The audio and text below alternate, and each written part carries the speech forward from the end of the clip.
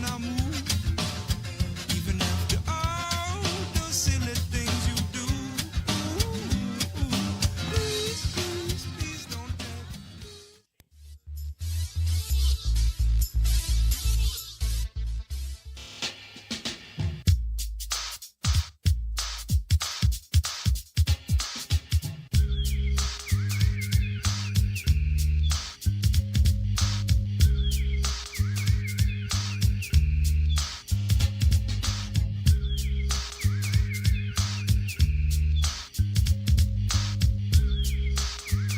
Now it's time for the Eli Garcia Show, brought to you by Stone's Broadcast Networks. Hello and welcome into the Potters pregame. It's time for the Eli Garcia Show. It's not Sunday, Eli, but you were smart enough to realize that we don't have a game tomorrow, so you're going to show up today. You showed up on time. You showed up ahead of time, so thank you for that, Mr. Professional. Yeah, of course. I think I'm getting better and better as it's going. You know, I'm learning, right? It's still young, but, you know, definitely happy to be out here and just, you know, it's always good talking to you. You know, I love it. I love it. You know, we were talking before we went on about the two games we played against Peloteros. There's just something special about it. Obviously, Brother Isaiah is over in the other dugout, and you know a lot of the kids, you know, some of the kids you've seen in high school and stuff. But the last two nights, the response out here, the response on streaming has been actually absolutely sensational, and it's got to make you feel good for one. I mean, I think, too, just it's like you talked about my brothers there, and this is a program, the Peloteros, that we kind of started together originally. Yeah. And just be able to see it grow to what it's been and be able to, you know, just compete with the Potters. It's pretty awesome to watch, and obviously there's a lot of guys that I know there. We got one Roseville guy that I coached the past 2 years.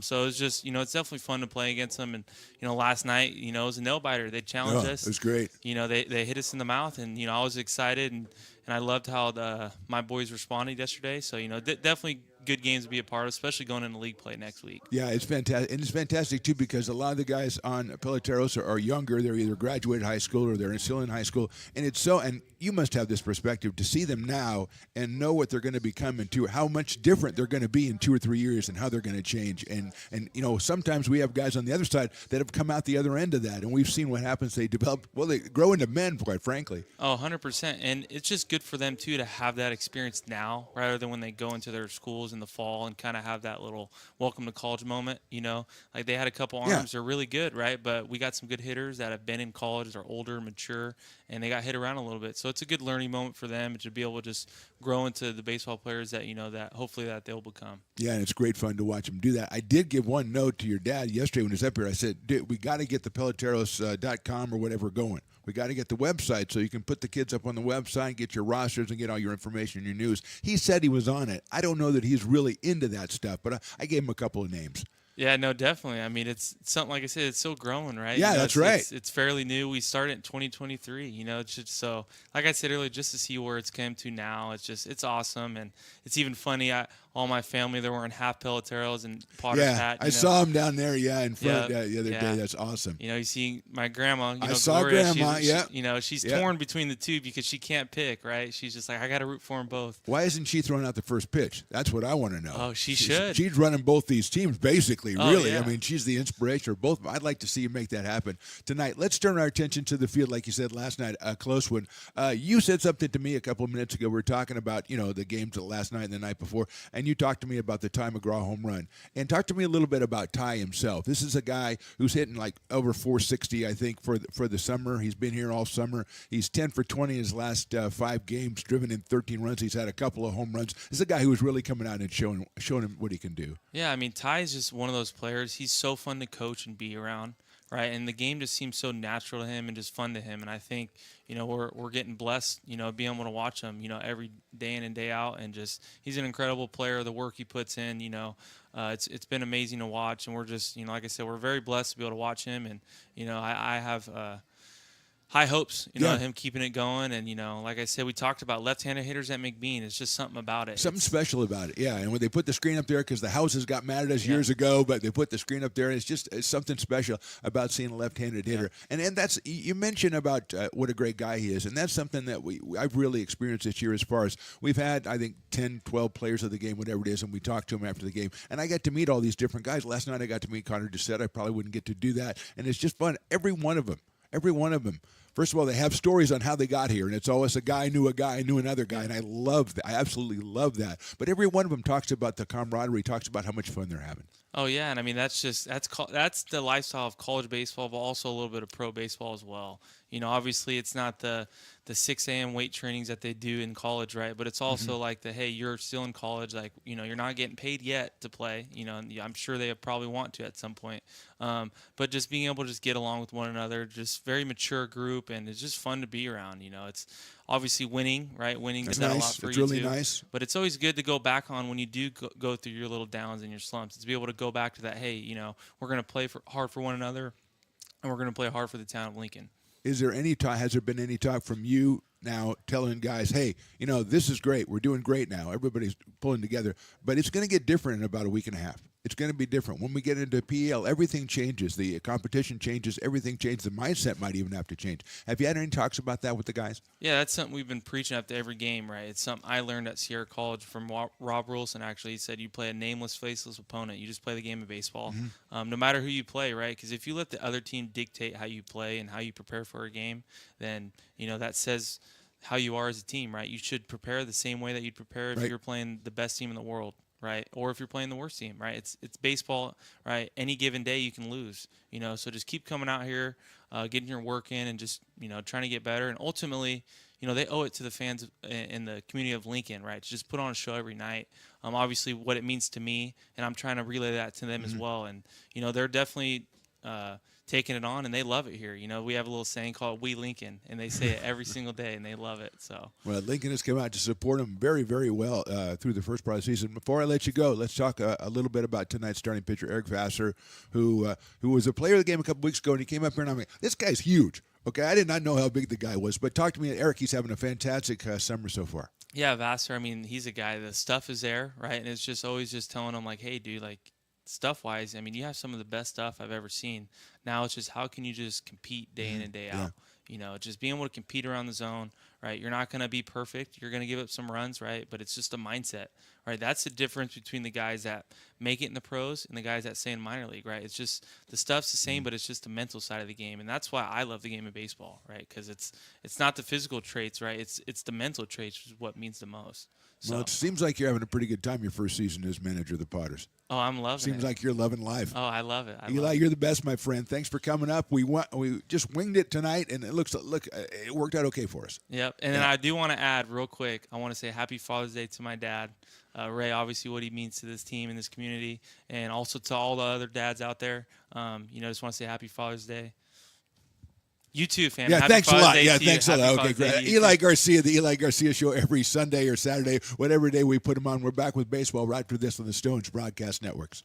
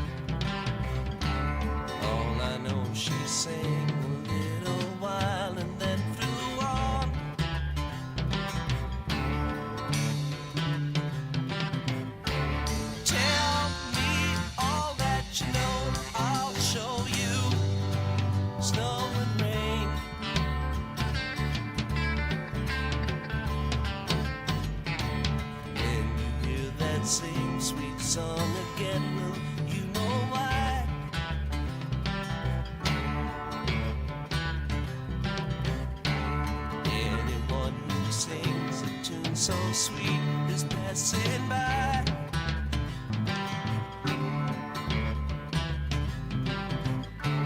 Laugh in the sunshine, sing, cry in the dark, fly through the night.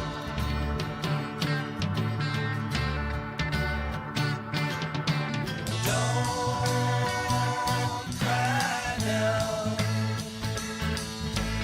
Don't you cry. Don't you cry anymore. La la la la. Sleep in the stars. Don't you cry.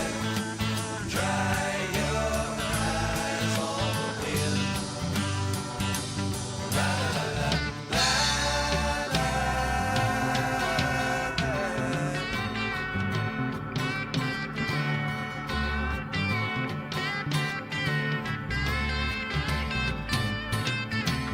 All I know is something like a bird within her sang.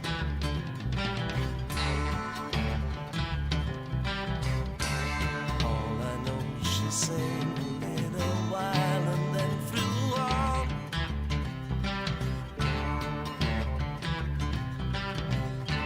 Tell me all that you know, I'll show you snow and rain.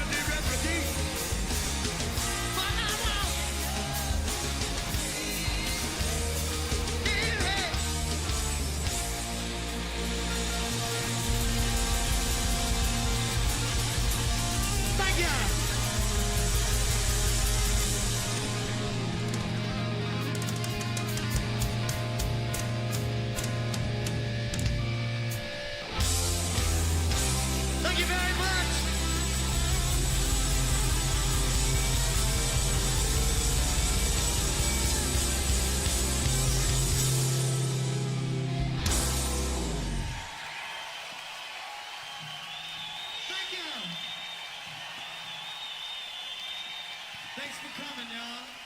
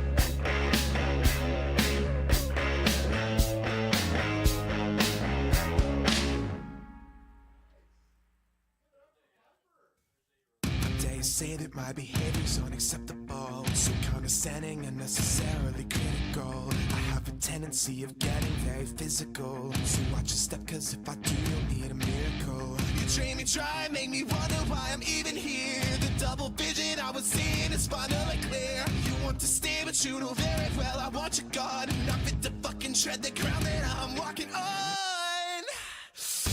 When it gets cold outside and you've got nobody to love, you'll understand what I mean when I say there's nowhere we're gonna give up.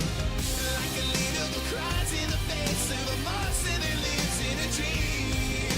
Yeah. Is there anyone out there? Cause it's getting harder and harder to breathe.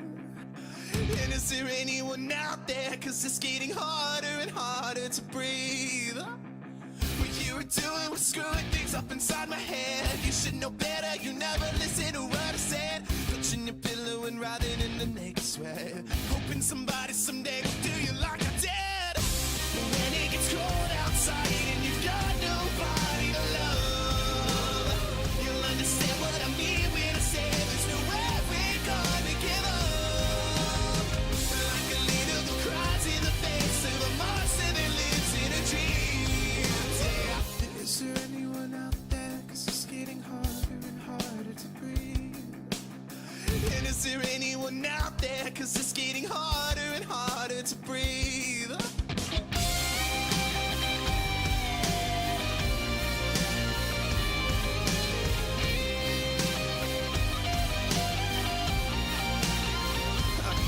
Does it kill? Does it burn? Is it painful to learn that it's me who has all the control?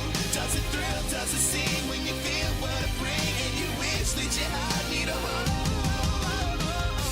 When it gets cold outside and you've got nobody to love, you'll understand what I mean when I say there's nowhere we're gonna give up.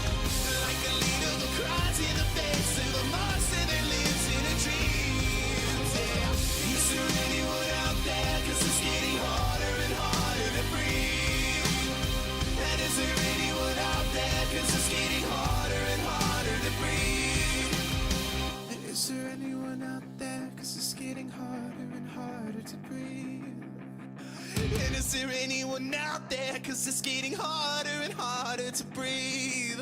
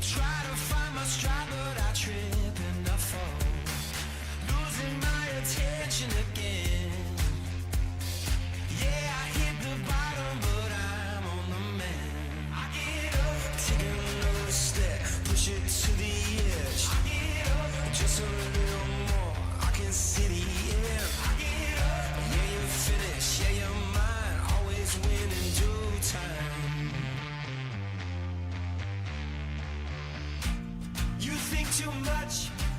It's in my head. So I'm shaking off the rust. And you got no trust. It's in my head. So I'm shaking off the rust.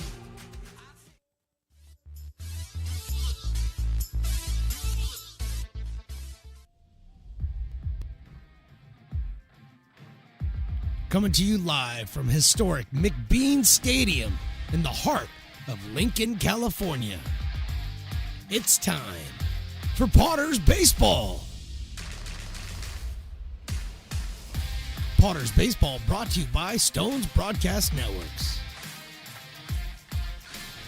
And now let's send it up to the booth, to the legend, Mark the Phantom Lowe. Well, hello, everyone, and welcome to McBean Stadium in Lincoln, California. We just had a tremendous national anthem by that young lady right there who's probably about 6 or 7. Boy, the stage presence she had. She was fantastic. Then we had fireworks. We're going to have a sheriff's department flyover in just a minute. Are we already dead? I don't know. I'm all confused. Everything is happening. We're a little bit late, and we apologize. The umpires weren't here, and we felt like we couldn't go on without them. I said Voldemort could go out and umpire.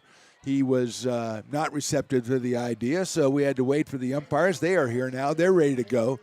On the mound is Eric Vassar for the Lincoln Potters, and we talked about him in the pregame with Eli Garcia. He has been sensational, 2-0, 13 innings pitched, just 4 hits, 15 strikeouts, 4 walks, and no earned runs. And he will be facing the Peloteros here in just a second, but we first want to set the scene because we've got fireworks night, we've got superheroes night, and boy, were Riley and I off on our superhero predictions. Crazy. You will not believe the superheroes we have out here tonight.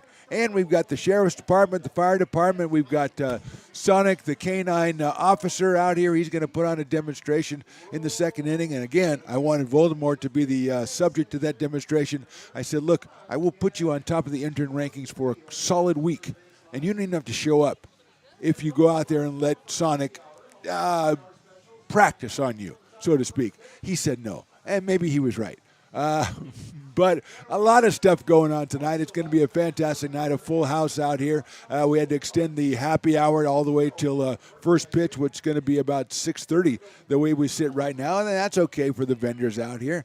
Let's take a look at Peloteros, who had a 7-1 lead last night and ultimately lost that game 10-9. Let's take a look at the batting order they're going to throw out there. Dylan News is back in the lineup, as is Aiden Diome, the first 2 hitters. Kyle Pedersen has been impressive so far, and Tyler Boyard hitting fourth, has a home run in this series. Rain Miller at second base. LaPlaca behind the plate. Jackson Norton also with a home run. Timothy Smith makes his debut in the series, and Jason Harris is back in the lineup in left field. The starting pitcher is going to be Landon Rowland out of Menlo College for the Peloteros, who were 0-2 on the season because they just started the season 2 days ago and they lost both games to the Potters. 19-4 on Thursday, and last night was much more competitive as it was 7-1. Potters came back and tied it. Peloteros went up 9-7. Potters scored 3 times in the 8th. Potters won at 10-9. What a game we had out here last night, and we're looking forward to more of the same. And here's Dylan News to start us off.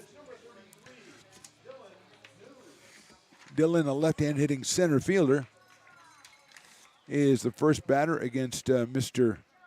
Eric Vassar. Dylan headed to Cal State Northridge, I believe a Rockland product, and he is up here, and he fouls it off down the left field line, and we are underway. Dylan was 2 for 3 and scored 2 runs on Thursday night, did not play in the game yesterday. Tyler Cody was out in center field yesterday. Tyler not in the lineup, at least not yet, for the Peloteros. Vassar inside with the fastball at 93 miles an hour for Eric.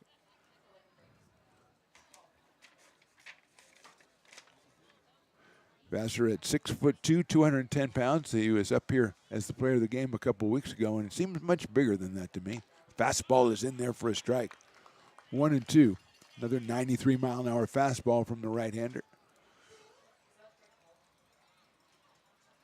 What a great crowd out here tonight. No game tomorrow, Father's Day. Breaking ball misses the outside corner. And it is a 2-2 strike count. We're back in action on Tuesday night with the final non-league game of the, well, not of the season. I think we have one more coming up in July, but the final one of the preseason. Swinging a miss, and uses out on strikes. Bring up Aiden Diome, Potter legend in his own right, out of West Park High School and headed to the University of Arizona. Eventually, he was 0 for 4 on Thursday. Tuesday, the Chico Lone Wolves come in for the final tune-up before PEL play begins on Wednesday on the road. The Potters take on the Solano Mudcats, probably down at Bandon High School, down in Fairfield, down there somewhere. And then we have a big one next weekend as a swing and a miss to Diome, as the Humboldt Crabs come to town Friday, Saturday, and Sunday. 7:05, 7:05, 6:05, I believe, are the three that we have going. So that will be a tremendous series. Swinging a miss by Diome, 0-2. And also the return, after a year's absence, the return of the great Pat Still as a guest announcer during that three-game series against Humboldt. Pat from KNCI, Country Radio Hall of Famer, will be back out here. He loves these games, loves the Potters. He loves baseball. It's a ground ball, or a line drive foul over by the screen, as opposed to his former partner, Tom Maley, who was here, who has no idea about baseball and loves fishing and beer. So you can go at it either way. They're both great guys. And they bring a little bit different flavor to the broadcast, and you will find that out. If you checked out Tom, go back and find Tom's game. It's lined out of play. He was here on the 8th, I believe, of June, an afternoon game. And then Pat will be here on the Saturday. I think that's the 21st against the Humboldt Crabs. So a lot to look forward to, but we got a lot going on tonight as Diome has an 0-2 count here as Vassar delivers a breaking ball right over the plate. Call strike 3. So 2 outs quickly here in the top of the first inning, and Kyle Pedersen, who's been impressive so far in 2 games. He is 2 for 5 and has 3 runs scored. He's also been hit in the head with an errant throw in a pickoff throw in game 1 and hit a foul ball off his own foot in game 2. And Riley, you're right. After this pitch, we'll do what you want to do, Riley. Finally. We're only a batter late. I don't blame you. Fouled off. Let's look at the defensive alignment for your Lincoln Potters. Jake Lavinson left today. Tyler Russell center. Ethan Liao in right. Winters, Griffiths, Russell, and McGraw in the infield. Ryan Villanueva behind the plate. And Eric Vassar on the mound. There you go, Riley. Are you happy now? You going to report me to HR because I forgot or something? That's not a bad idea. I do deserve that. Right down the middle of the fastball. 92 from Eric Vassar, and Pedersen is behind in the count, 0-2. Big fireworks night tonight. I already had some fireworks during the national anthem when we had, I'll get her name. She was fantastic. Like 6 or 7 years old, maybe. That's lifted down the right field line. It is a foul ball, and giving chase was Ty McGraw, and he's done everything, but he couldn't get that one. And having another chance will be Kyle Pedersen. Willie, what's the name of our national anthem singer? Do you have the name of the national anthem singer over there? Amelia Bubenek. Great stage presence. She's thrown the voice up and down. She was like everybody in the palm of her hand, and the fireworks went off in center field. She didn't bat an eye. She kept going. That's amazing. I was scared. She kept going. Incredible. 0-2's outside, as I've said many times. Whoever's running getting the national anthem singers this year, the best ever. Even Riley agrees. And he doesn't really like anything except for Sea of Thieves, right? And VR volleyball. Oh, that's right. Swing and a miss. We'll get back to that after this, as we have 3 strikeouts to open the game. We'll go to the bottom of the first. Peloteros, nothing. Potters coming to bat.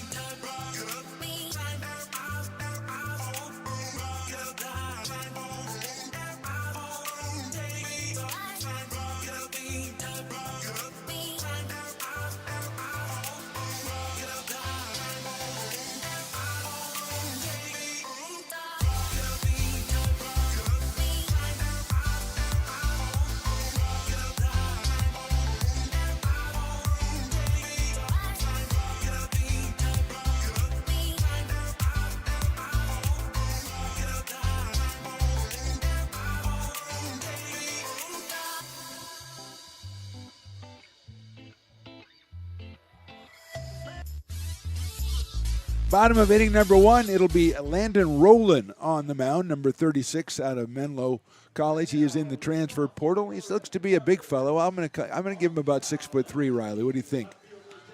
I don't have that information on my sheet, so we're gonna have to just speculate. It may be about 210 pounds, maybe 205. That's where I'm going. And Jake Lavin hits a ground ball out to shortstop. It's scooped up out there by Aiden Diome, and he'll throw it over to first base. And before we can give you the batting lineup, Jake Lavin has already grounded out. So let's give you that batting lineup right now. Tristan Russell comes to the plate right now. Ty McGraw is on fire. He's batting third. Peniagua is the DH tonight, then Ethan Liao. Ryan Villanueva back behind the plate. Griffiths, Tyler Russell, and Kenny Winters rounds out the Potters lineup. And here is Tristan Russell, who is hitting at .391 on the season. He still leads the team with 24 RBI. He has 2 home runs, and he has scored 14 runs. He is from Cypress, Texas, home of Cat Osterman and De'Aaron Fox. And that is high and outside for a ball.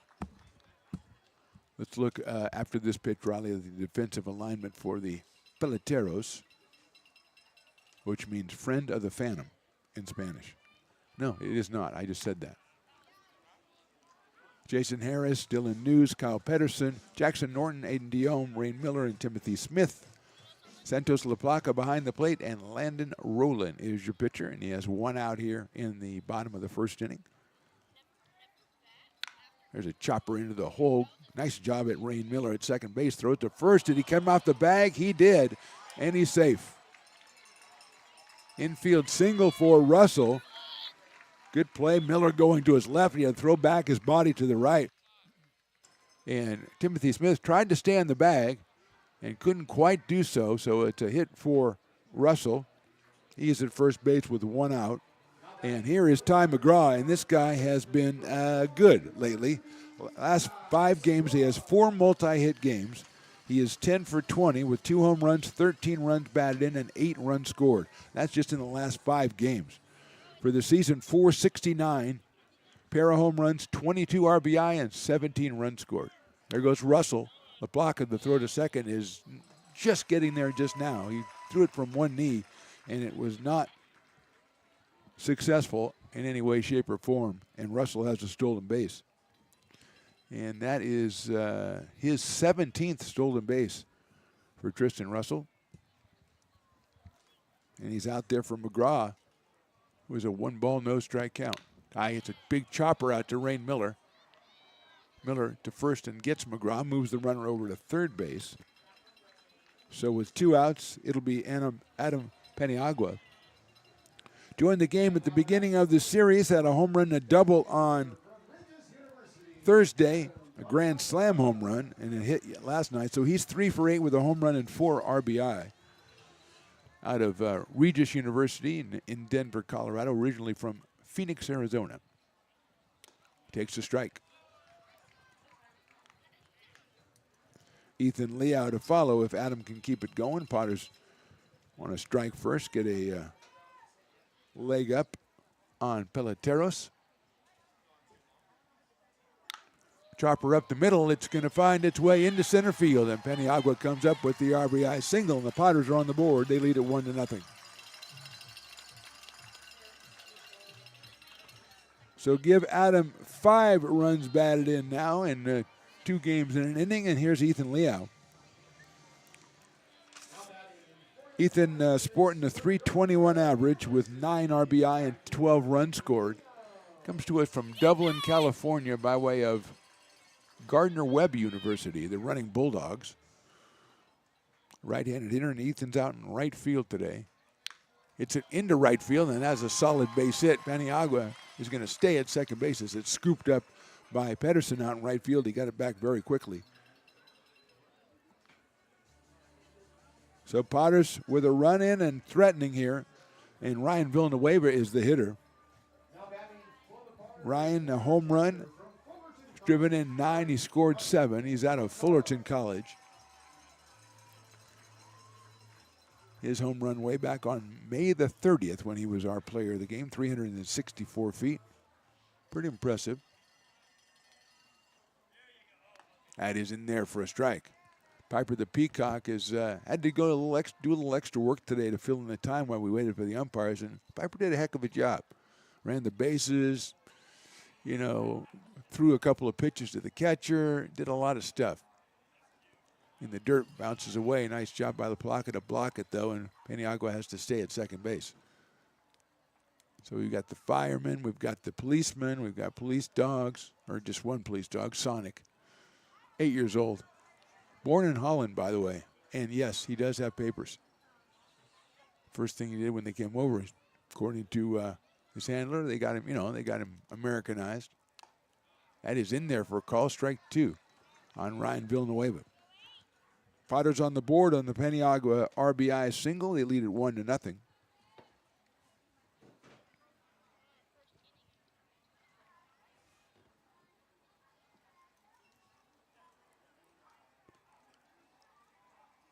Outside, another good block by LaPlaca. 2-2 now on Ryan Villanueva. Brett Griffiths, the shortstop, to follow him.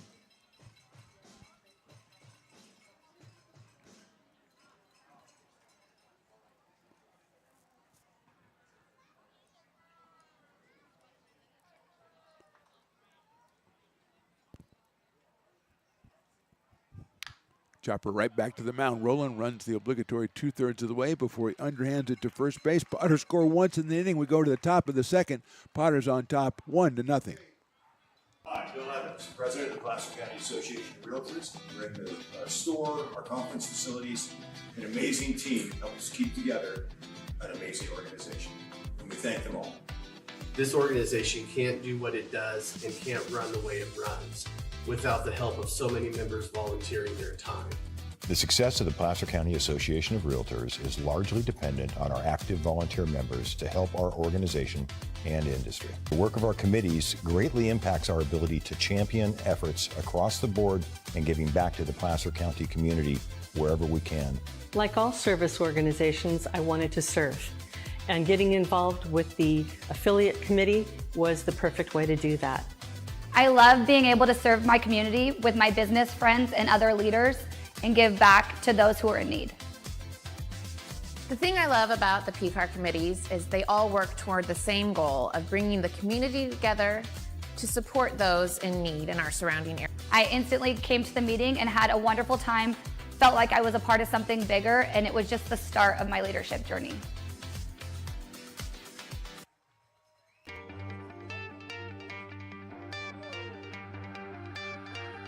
Gooseport Public House.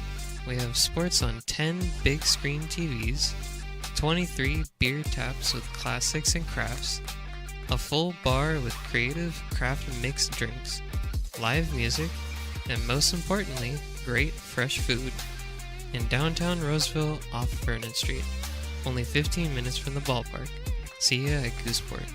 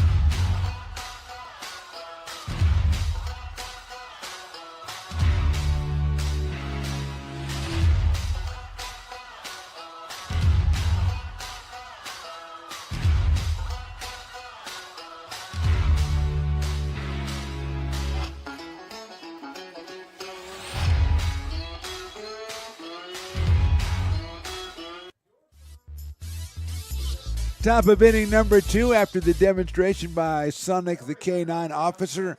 between innings. Had everybody on his side. I really think that's something we might look into when we are mad at the umpire.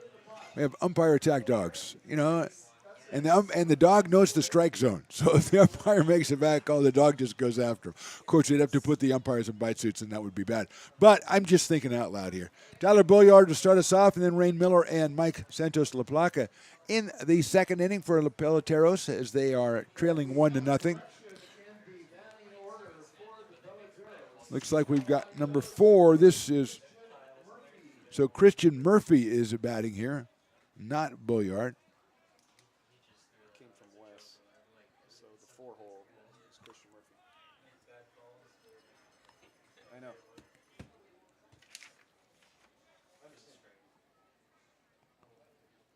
So Christian Murphy is the hitter, and he fouls it off. On deck is Rain Miller. Okay.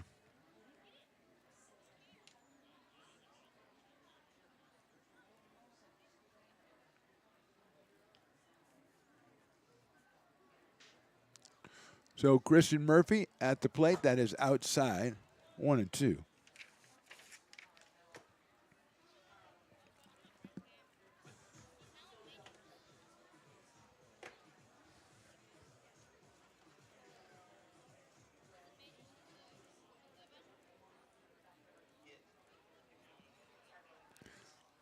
Murphy 1 ball and 2 strikes. Vassar steps off.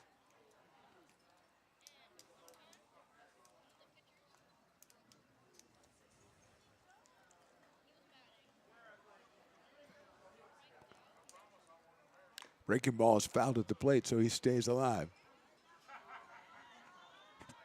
So Murphy listed on our roster as number 14, but he's number 4. It's all hush-hush. It's all been dealt at the highest levels. Don't worry about Riley.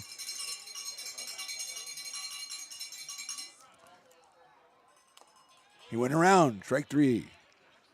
4th strikeout in a row for Eric Vassar, and that will bring up Rain Miller, the second baseman. Rain was 1 for 4 last night and scored 2 runs. He was last night's Dueling Dogs batter. He struck out once, but he was 1 for 4, or 1 for 3. He was 0 for 1 the night before. Right-handed hitter against Vassar, and he takes a strike. 92 for Eric Vassar.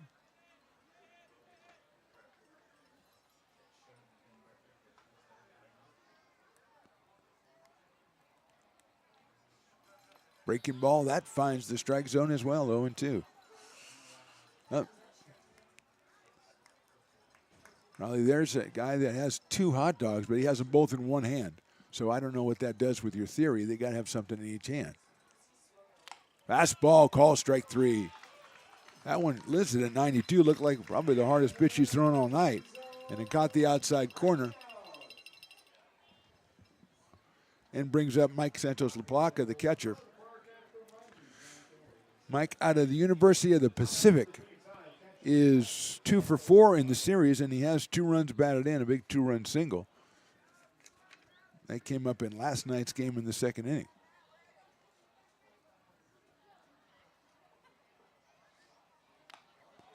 Finds it with an off-speed pitch, strike 1. Vassar getting ahead of the hitters. Eli Garcia had a lot of nice things to say about Eric in our pregame show. Check out the Eli Garcia show right before our broadcast. That's lifted high into right center field. Giving chase is Russell, and he'll make the catch. So the first ball put in play by Peloteros is a fly to center field. 6 up, 6 down for the visitors. We go to the bottom of the second inning. Potters on top, 1-0. When it comes to your home's maintenance and repairs, Jeffers Resource Group has you covered. Our handyman services offer a comprehensive range of expertise, from minor carpentry to drywall, electrical and flooring for property managers, landlords, and renters alike. We ensure that every job is completed to the highest standards, so you can have peace of mind. Contact us today to discover how Jeffers Resource Group can help keep your home in top shape.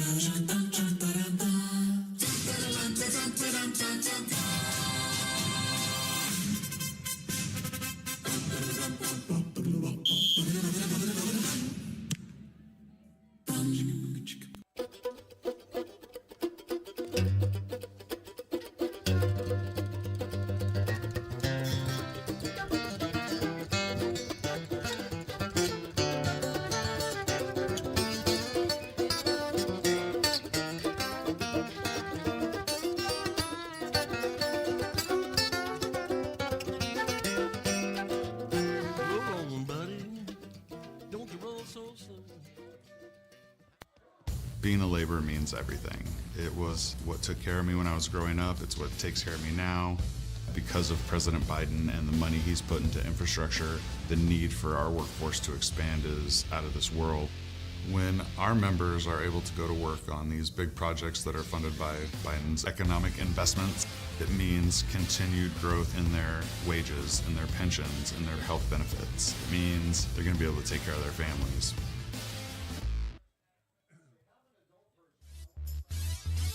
Bottom of the second inning, Potters lead at 1-0. We had Piper's race, and for the first time, Raleigh, I think we're going to have some litigation coming out of that, as it looked like Piper ran over a kid.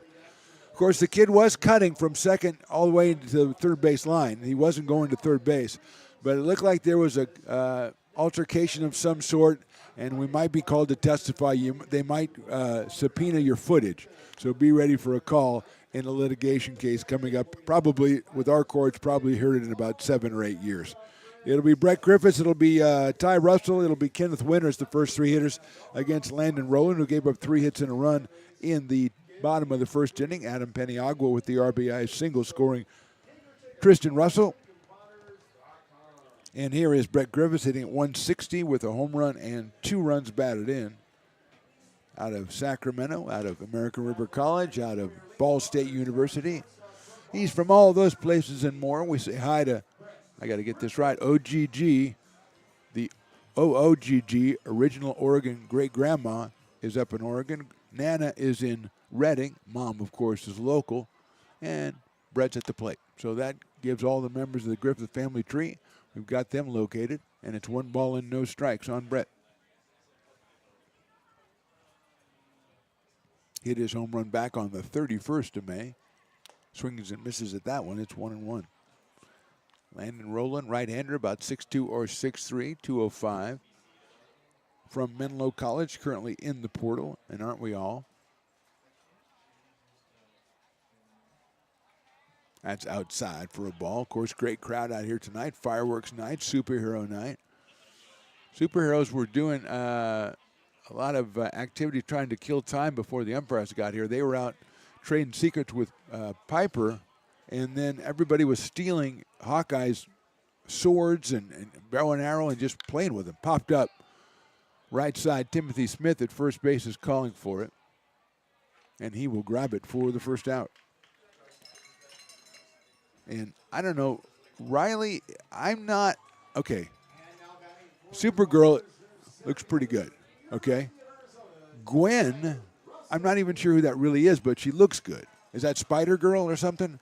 Gwen Stacy?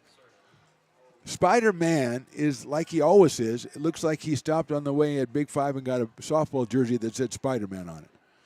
And then Hawkeye, who's, I don't know if he's a new guy or what. He's got all the gear, which is nice. There's a sharp grounder out to shortstop. Diome is going to be off his glove, and he'll reach on an error. Will Ty Russell. First error of the ball game on Peloteros. It allows Ty to get to first base with 1 out and brings up Kenneth Winters. So Hawkeye has all the stuff. He looks good, but he's got sunglasses on, and Riley is obsessed with thinking he's Neo from The Matrix. So I'm dealing with a lot here, is what I'm saying. We give Supergirl the thumbs. She is number 1 of the 4. And neither one of us had it. Neither one of us had any of them except for Spider-Man. I did not think Hawkeye would be here. Swing and a miss, and there goes the runner. The throw is high to second base, and Russell with the stolen base.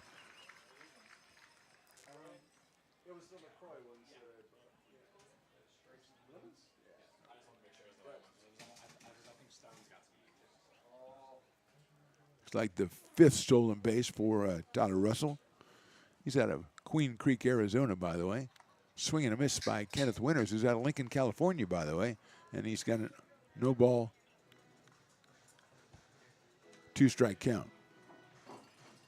Riley, I'm telling you, you're trying to work on the scoreboard, all those buttons after your pepperoni pizzas, and it just don't work for you. Call strike 3. First strikeout for Rowland. And Winters is down for the second out in the second inning. And Jake Lavin, who grounded out to shortstop his first time up, will be making his second appearance. Out of Laguna Beach, California. Comes in at 390, Jake Lavin. 9 runs batted in, 17 runs scored. He's also had, I think, like 18 walks. So his on-base percentage is insane. He swings and fouls that one off at the plate. 0-1. Seeing a couple of nachos coming out of Sabores de Mexico. I hadn't seen the nachos yet. They've been doing their burrito bowls and everything, but now nachos are starting to get a little surge in popularity. I'm a big nacho guy. Good nachos are like, mwah. 0-1 on Jake. Takes the fastball, and it's outside. He is in left field tonight, continuing his quest to play every position. I believe he's played all 3 outfield. He's played second and third, and I believe first. So shortstop, catcher, and pitcher might be the only things that Jake has left on the bingo card. Fouls that one off. 1-2. Potter's wearing the powder blue today, or the Expo blue, really. I'm actually wearing. Is this the same one? Hey, did I hit on something? I wore the right jersey for once. Wow, that has never happened before. When the jersey I'm wearing is the same as the one they have out in the field, except for sometimes on Sundays because I got my Star Spangled Banner jersey. Lavin takes high for a ball.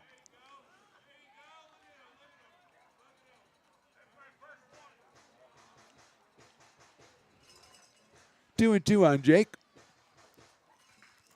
Ty Russell out at second base. 2 out here in the second. 3-2 on Jake. He's followed by Tristan Russell, who had an infield single, scored a run back in the first inning.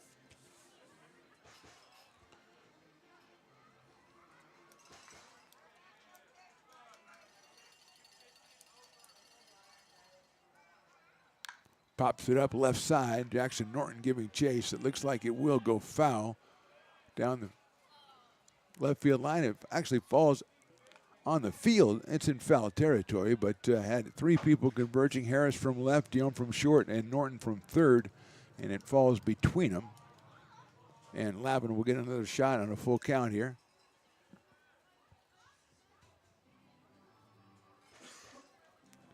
This is game number, I believe, 15 for the Potters. They are 13-1. They've won 11 straight. Won the first 2 against the Novato Knicks, then dropped a 7-6 decision on the first Sunday of the season, and then have won every game since. And they try to get 3 in a row against Peloteros after last night's nail-biter. They escaped with a 10-9 win in that one. Landon Rowland, the starter for Peloteros tonight against Eric Vassar for the Potters. Lavin rips one to right field. Pedersen is right there and reaches up and makes the catch. Lavin all over that one, but he is the third out in the second. We go to the third. Potters on top 1-0. Astro Air Design Incorporated, where you feel the difference. We are a locally owned and operated heating, air conditioning, and custom sheet metal company committed to the highest quality of craftsmanship at a competitive price. Our trained and certified technicians have the knowledge and experience required to install, maintain, or repair your home comfort solutions. Our upfront pricing gives you the peace of mind because you know your price is locked in. Call Astro Air Design Incorporated today. Here in Michigan, we do more than just survive the winter. We thrive during it. You simply can't keep us away from what we love most: great times and amazing beer. The snow transforms the landscape and lays the path for adventures yet to be had. Trails ready to be explored, and freshly groomed hills ready for the first run of the day. And later, as the sun descends, it's time to unwind with great conversation and even better friends. Experience a taste of Michigan winter with Founders Brewing Company, born and brewed in Michigan.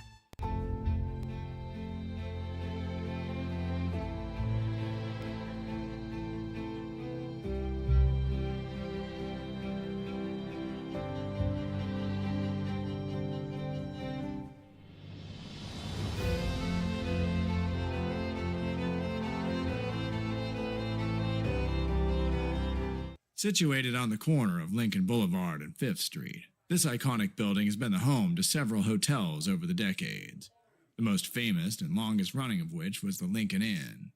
Having undergone several renovations and architectural changes, this building is the current home of Old Town Pizza, which boasts not one but 2 floors for your dining enjoyment, including open-air seating on the roof. Stop in for a slice today, or stop by the Lincoln Museum to see the 300-pound cash register that used to adorn the front desk of the Lincoln Inn. For more great history, visit the Lincoln Area Archives Museum and, by appointment only, take their free walking tour of historic downtown Lincoln. Top of the third from McBean Stadium. Mark the Phantom Low along with Riley the Engineer. Potters on top 1-0. Eric Vassar has faced 6 batters. He has retired 6 batters, and he will face his 7th batter. And it'll be Jackson Norton, who has 1 hit in the series, and it was a pretty big one, a home run in last night's game. And the first pitch is fouled back. Jackson out of Sac City College. Be followed by Timothy Smith and then Jason Harris. And he takes a strike. It's 0-2. Vassar's strike-to-ball ratio is very impressive through the first 2 innings plus here, as he's getting ahead of the hitters. Swing and a miss on slider. Got his 6th strikeout in 7 hitters, and he'll face Timothy Smith. Now, Timothy Smith is the Dueling Dogs batter. If he strikes out, it's half off. Dueling Dogs down at the Brick and Barrel backyard. He has struck out 6 out of the first 7 hitters. So it seems like he's on a roll right now, is what I'm saying. I mean, it seems logical, right? Any one of those 6 guys could have been the Dueling Dogs hitter, but no. Smith takes a ball. He is from Sierra College, is Timothy Smith. Wearing number 23 and making his first appearance at the plate in this series. And that is a swing called by the home plate umpire. 1 ball and 1 strike.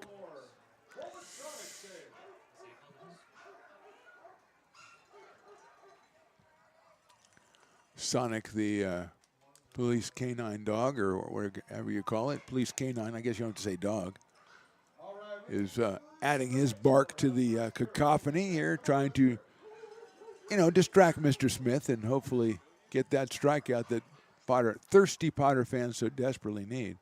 That's inside, ball 3. So as soon as I say he gets ahead of the hitters, he falls behind hitter 3-1. It's the law of averages. It's not a jinx, Riley. It happens. When people say stuff has been happening for a long time, then naturally it's not going to happen just by human nature. You know what I'm saying? It's a jinx, Riley says. Swing and a miss. 3 balls and 2 strikes. Edge of our seat here, as we have a mini Spider-Man over there that is really decked out very well. He's probably 4 years old. He is looking really sharp as Spider-Man. I'll move him up. 3-2 pitch, call strike 3. There we go. Thirsty fans rejoice everywhere.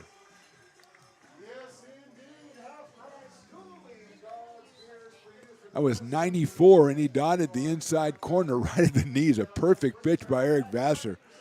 And it'll bring up number 9 here, Jason Harris, who was 0 for 1 in the series.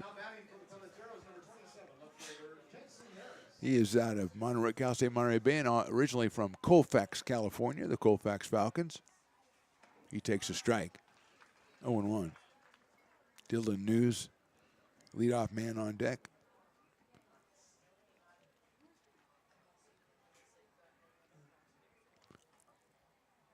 Harris watches that one outside. 1 ball and 1 strike, a little bit low as well, so evens the count on Jason. Played in Thursday's game, didn't see action yesterday. I believe he was the DH on Thursday. There's strike 2. Got a strikeout and a walk in that game.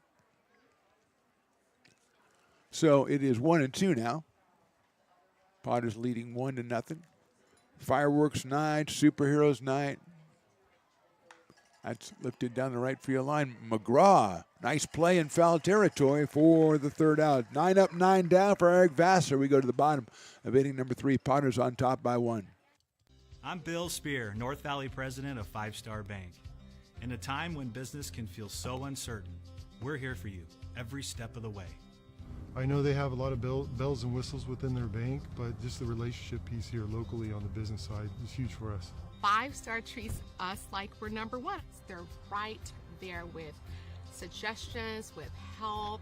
So I have to bank with people that have our mission in mind. We're 5 Star Bank. How can we help you?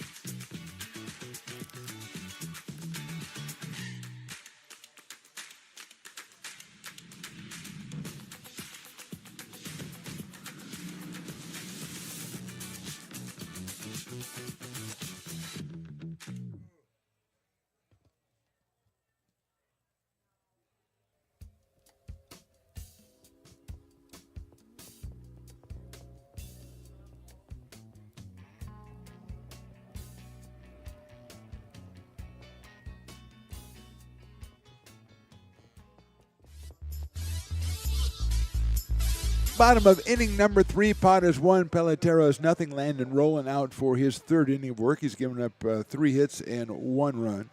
He has struck out 1. He has not walked anybody, and he'll face Tristan Russell, Ty McGraw, and Adam Peniagua, 2, 3, and 4. Russell with an infield single his first time up. Hit it to the left of Rain Miller at second base. Miller made a nice nifty pickup. Tried to throw across his body to first, pulled Timothy Smith off the bag, and Russell beat it out. He later scored on Peniagua's single up the middle. Outside 2-0. Russell at .391 coming in tonight. 2 home runs, 24 batted in. He scored his 15th run in the first inning. Very similar numbers to the next hitter, Ty McGraw. Swinging a foul ball into the catcher's glove, 2-1. McGraw with 2 home runs, 22 RBI, and 17 runs scored. And as we mentioned, Ty has been on a tear.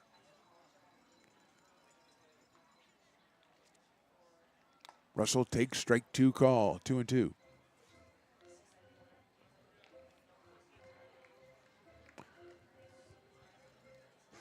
Russell's 2 home runs, 358 and 358. And 100 miles an hour off the bat. The second one was a grand slam, so it was kind of special. They were both from the right side.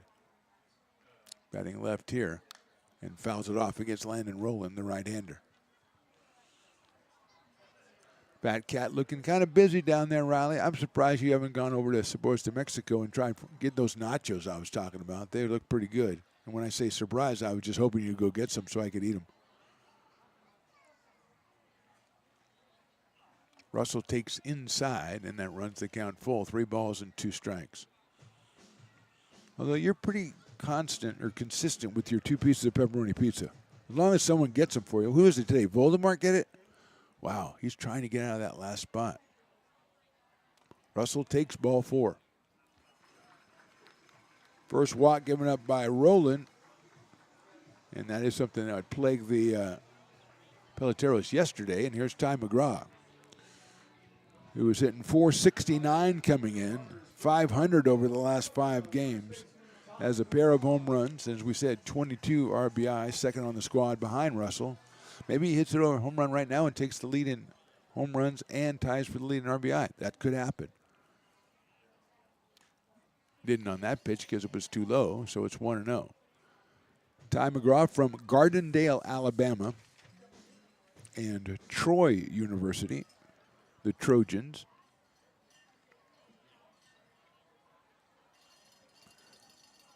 Outfield pulled over a little bit toward right field for McGraw. There goes the runner. The pitch is outside. LaPlaca's throw is to the wrong side, and just a little too late. I think Russell got too much of a jump off Roland, and he gets the stolen base. That's his second of the game. He has got 18 now, and that'll tie him with Brian Williams Jr. for the stolen base crown. Brian not in the lineup tonight. McGraw takes a huge cut and misses. 2-1. That one only 76 miles an hour. Roland pulled a little bit of the string on that one, and Ty was swinging where he thought it was going to be. And had it been there, it would not be in the park right now. But it wasn't.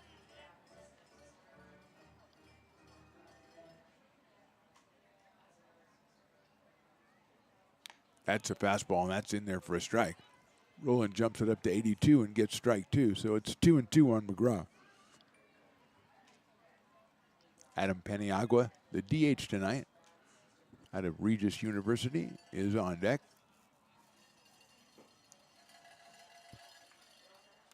Inside for a ball. Pretty good location for Roland, but McGraw lays off.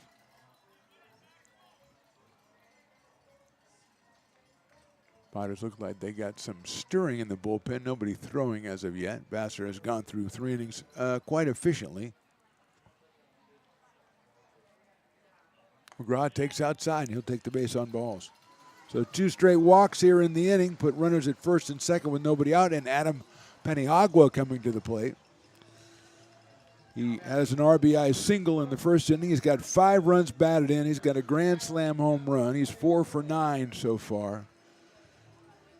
And he's up here with 2 on and nobody out, and Ethan Liao on deck. Riley was speculating if Sonic, the police dog, could be a pinch runner. That would be very impressive. Foul ball by Paniagua. Especially if he slid. If you could teach him, and that dog was awesome. You could teach him anything. But I don't know. He could go from first to home 10 seconds, 5 seconds, no, not 2 seconds. Probably he couldn't do that. Not a half a second. No, he couldn't. Swing and a miss, 0-2. I mean, think about 7 seconds from first all the way around. What do you think, Carson? How fast could Sonic go from first to home? Think about that and get back to me. I say 7 seconds. Riley, I don't have a number from you. It's not a half a second. Paniagua hits it to the left of shortstop. Scooped up by Diome to second for 1 over to first. Too high off the glove at first base. And coming in to score will be Tristan Russell. So the force play at second got McGraw, but the throw to first is high and will result in the error on the shortstop because of the runner scoring from third base. That's the second error on the Peloteros. The Potters have scored their second run, and it'll bring up Ethan Liao.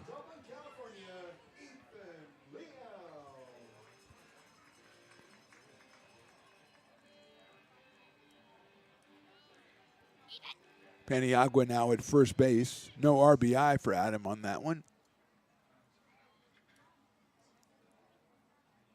Liao takes high and inside. Ethan singled his first time up.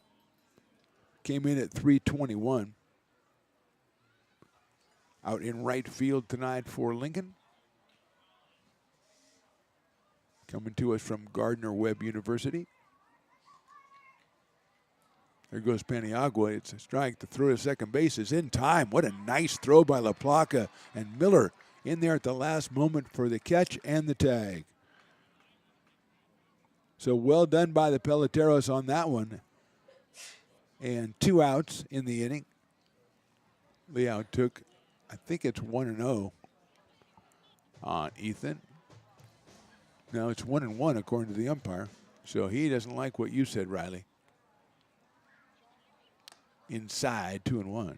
That was just perfectly placed. LaPlaca's first 2 throws were a little bit to the shortstop side of second, but that one was perfect.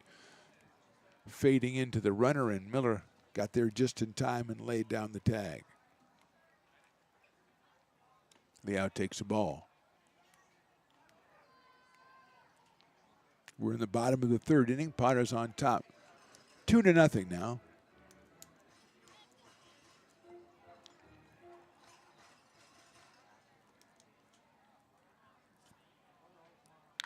Right back up the middle, center field base hit. So Ethan is 2 for 2. Fourth hit for the Potters, and it brings up Ryan Villanueva, who grounded back to the pitcher his first time up. The catcher out of Brea, California, and Fullerton College comes up here with 2 outs and a runner at first base.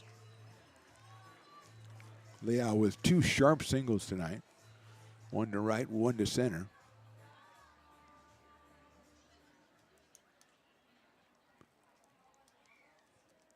Let's see if Leal tries his luck. And not on that pitch as it's high to Ryan Villanueva. Our player of the game back on the 30th of May with his 364-foot home run.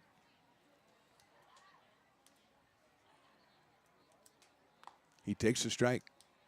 1-1. Comes in at 240. He has that home run. He's driven in 9 runs and scored 7. Part of the catcher rotation with Aiden Chang and now Adam Paniagua.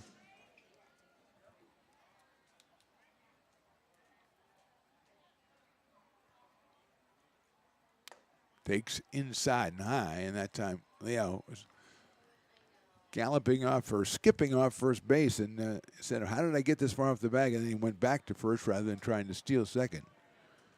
So he is still at first base.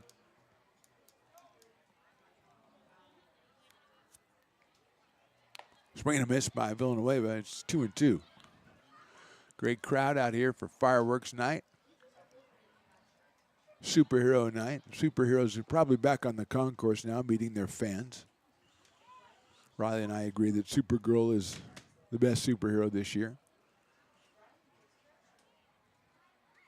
There goes the runner, and the pitch is high, and LaPlaca's not going to let it fly. And into second goes Ethan Leal. So he's in scoring position for Ryan Villanueva.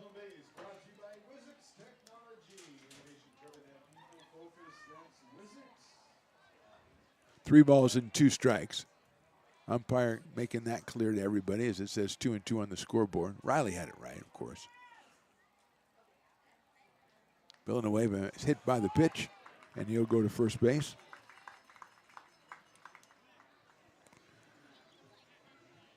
So 2 on and 2 out, and Brett Griffiths comes to the plate as Isaiah Garcia is going to go out and talk to his pitcher.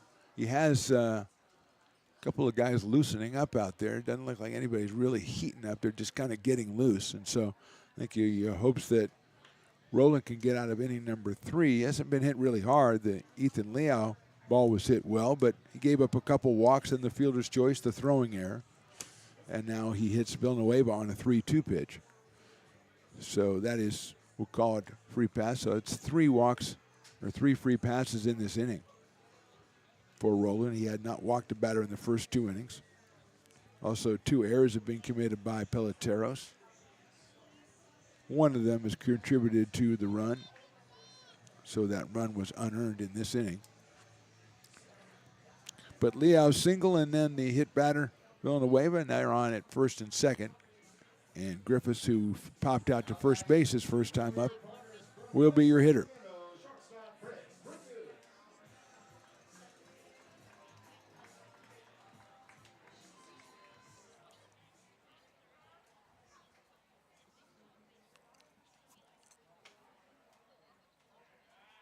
They're thinking they might try to do something at second, so the throw goes back there. Rain Miller covering, but Leal was safely aboard the bag.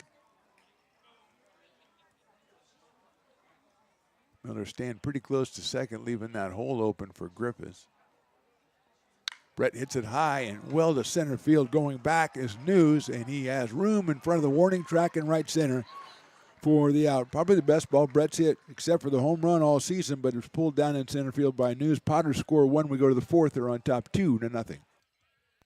This job is the Esplanade at Turkey Creek phases 4 and 5.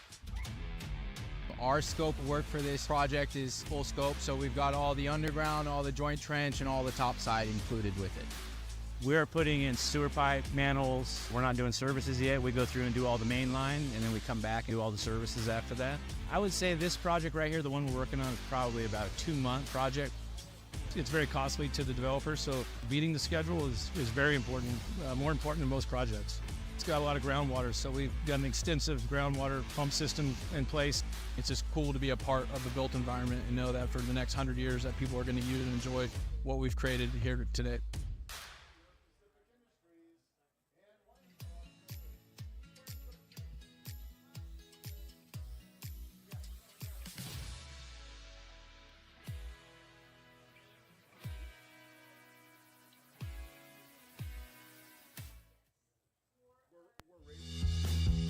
If you're in need of a seasoned DUI attorney, contact the law office of Samuel D. Burns, Incorporated. We are familiar with the laws surrounding your case, and we will work diligently to minimize the negative impact following a DUI charge. With a proven track record, Sam Burns works on your behalf to provide a positive outcome. He's been able to save his clients' driver's licenses and negotiate more favorable terms. Visit our website.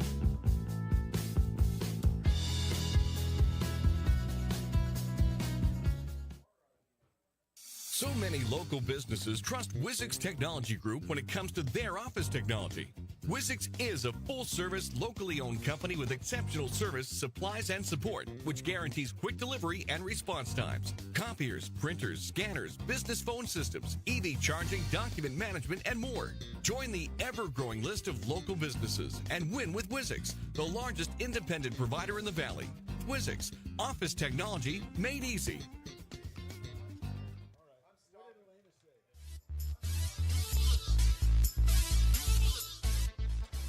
We'll be with you in just a minute. Elena's telling me how long she thinks it'll take Sonic to go from first around to home.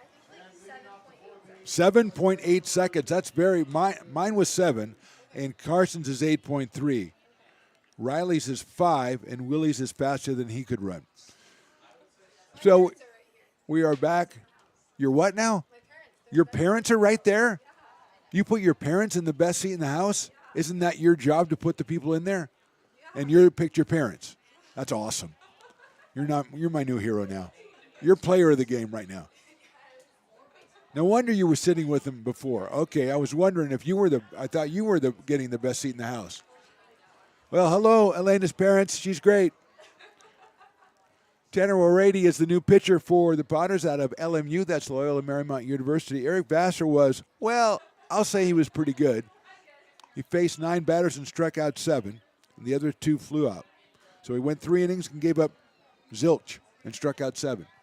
And he is on point to win his 3rd game of the season, but a long way to go there.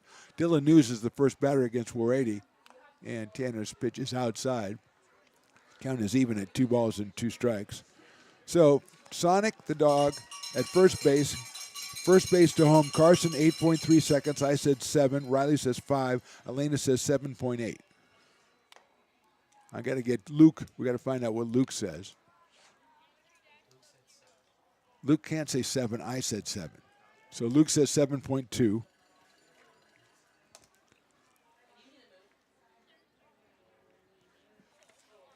We'll ask the officer, Officer Hoffman, what he thinks, and then we'll get an answer. See, we're actually going to get a resolution on this one. Of course, we got to get word down to him. We'll have Voldemort talk to him. 3-2 pitch, swung on and miss. O'Rady comes in and strikes out News. His second strikeout, and Aiden Diome is the batter. Dan O'Rady, who just showed up today. Oh, there's Officer. Ask Officer Hoffman.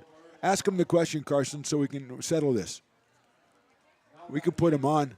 We can put him on. Give him the. Can you come on here with us, officer? Give him the headphones. Yeah, give him the headphones. Oh, I thought you can. Okay.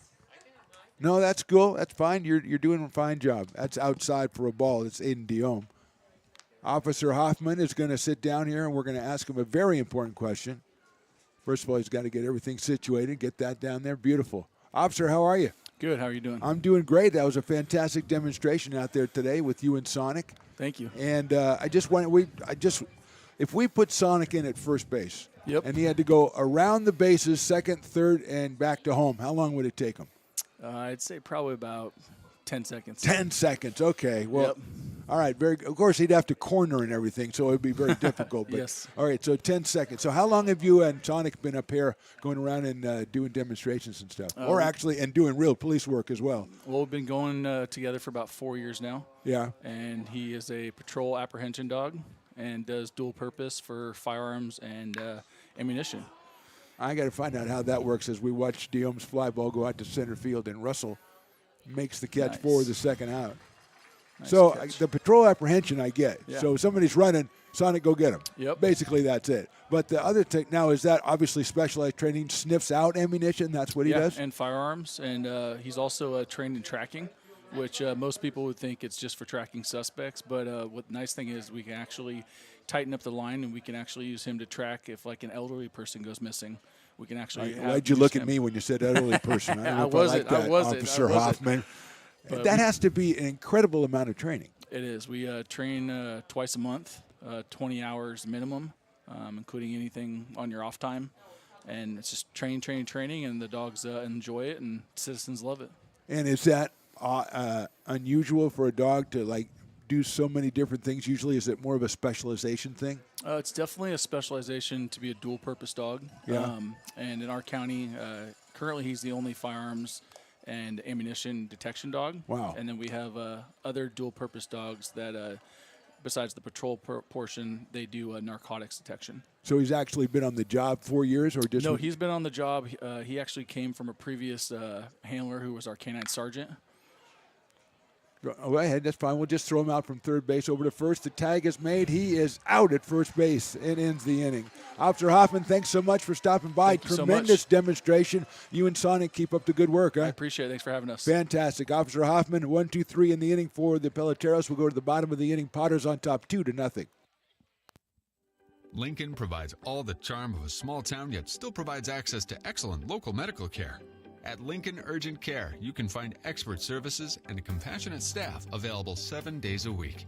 Our friendly front desk staff will welcome you when you come into our brand new facility. Your wait time will be minimal at our walk-in clinic, unlike the emergency room. From broken bones and lacerations to allergies, flu shots, and illnesses, we treat a variety of urgent medical conditions. What sets us apart is not just our central location in Lincoln, but the convenience of our extended hours, including weekends. We've become Lincoln's first choice for urgent care because we treat patients of all ages for a variety of conditions and take most insurances. We're proud to be an approved provider for veterans and welcome in our military patients. From our family to yours, we're here when you need us.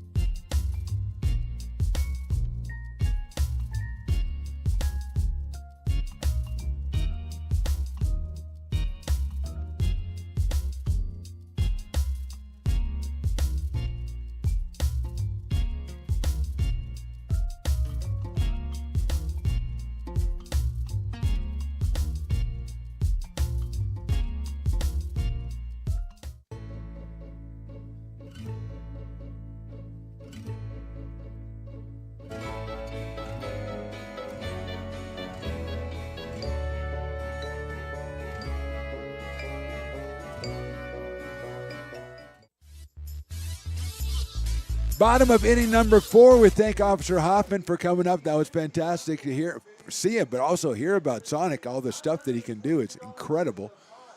Owen Hunt is our new pitcher, a Potters legend from earlier in the season. He pitched earlier in this series, as a matter of fact. And he went 2 innings, gave up 2 hits. And now he is back in action. And he will face Tyler Russell, Kenneth Winters, and Jake Lavin. 8, 9, and 1 for the Potters. As a good inning by Tanner Warady. He struck out 1, got a fly out to center field, and a ground out to third base in his inning of work, which I don't know if it'll be his only inning of work. We do have a left-hander, it looks like, warming up for the Potters in the pen. We're about due to see Bronzini again, I think, but you never know in this business. And we also learned that Elena's parents are in the best seat in the house, which I applaud.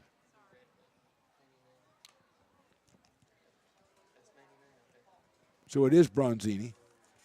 And I love saying Bronzini because it reminds me of somebody from the Godfather. It was Barzini, but Bronzini's close enough. He was not a nice fellow, but I'm sure that Nick is a nice fellow.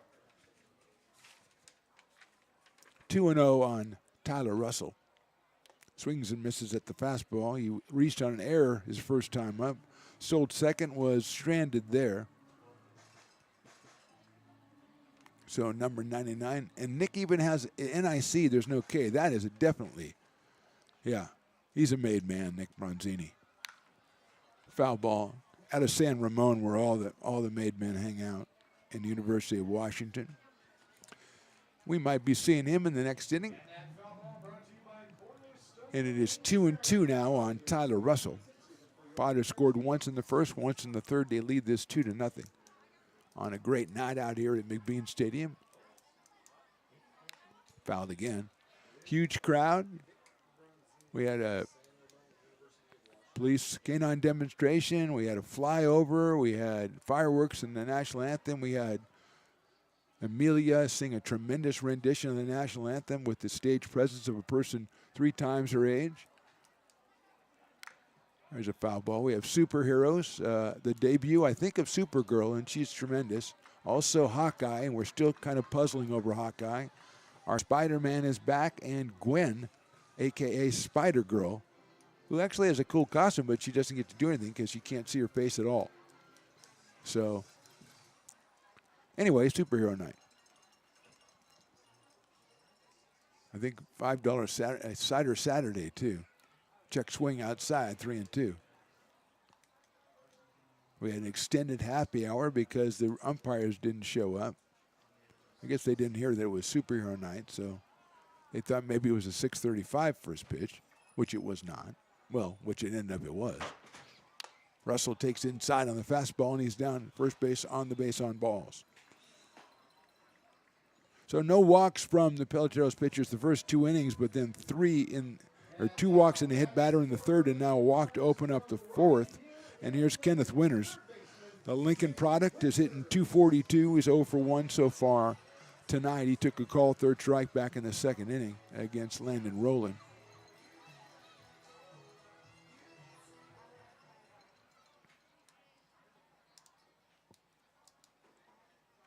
Hunt delivers down low for a ball. Peloteros with some activity of their own down there, down the left field line. Endeavoring to get identity of that person. There goes the runner.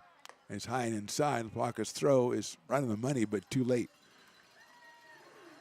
And Russell with his 2nd stolen base of the night, and I believe that's 7 on the season for Tyler.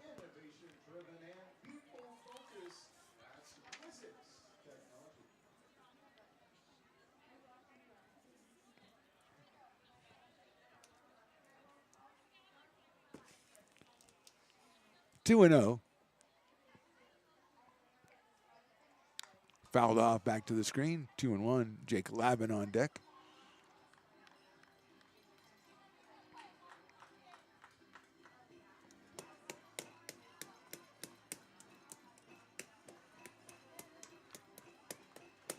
Been a fun week, fun 3-game series with the Peloteros. We've had Portuguese Heritage Night. We had Thirsty Thursday. There's a foul ball. We have Superhero Night. All kinds of stuff going on.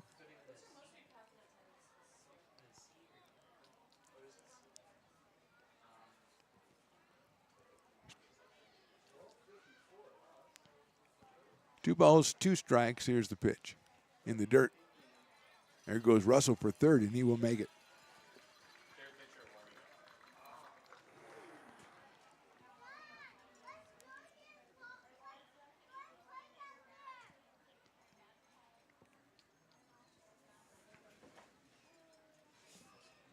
Looks like Cody Pinckney is the pitcher warming up in the bullpen for Peloteros, wearing number 66. Hunt. His fastball is fouled off by Winters, who stays alive. I believe the count is full at 3 balls and 2 strikes. I could tell you, Riley, a lot of mobility in these crowds. A lot of mobility. It looks like your boy Bill down at Fat Cat is doing some Boffo business down there. Breaking ball, call strike 3. Right at the top of the strike zone, and Winters is out for the second time on a call third strike. He is 0 for 2, and Jake Lavin will come to the plate. Left-hand hitting left fielder has grounded to short and flied to right. And the fly to right was just a line drive that was right at Kyle Pedersen in right field. He's got a runner at third, Jake Lavin, Mr. Tyler Russell. Hunt misses the outside corner. 1 ball and no strikes with Tristan Russell to follow Jake.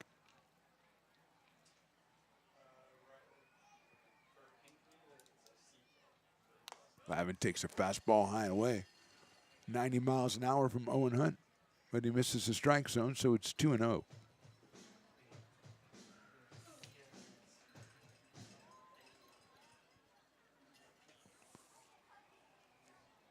Outfield pretty much straight away. And Lavin fouls that fastball back to the screen. It's 2-1. Sunfield still in effect on the left side for the left fielder especially, and Jackson Norton at third base, Deom at short.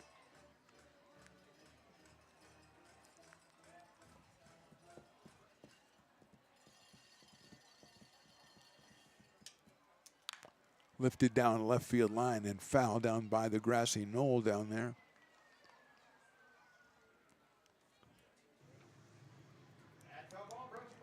So it's 2-2 on Jake Lavin. Bottom of the 4th inning from McBean Stadium. Attendance right around 1,250 for this one. Probably more. Lavin takes low and inside, runs the count full at 3-2. Jake coming in at 390 out of Laguna Beach, California, and UC Berkeley.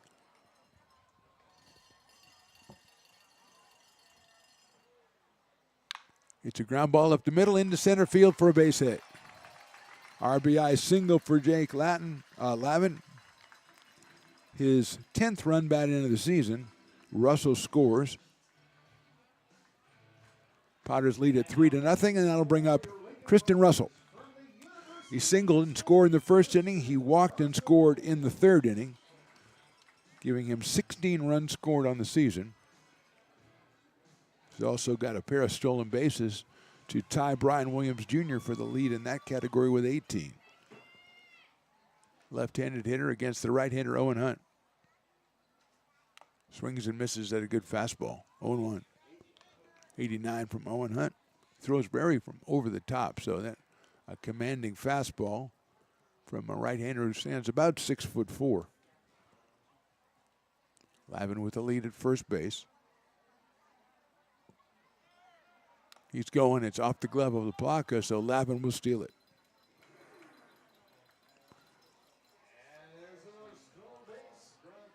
Pitch outside, so it's 1-1 on Tristan Russell. Ty McGraw to follow.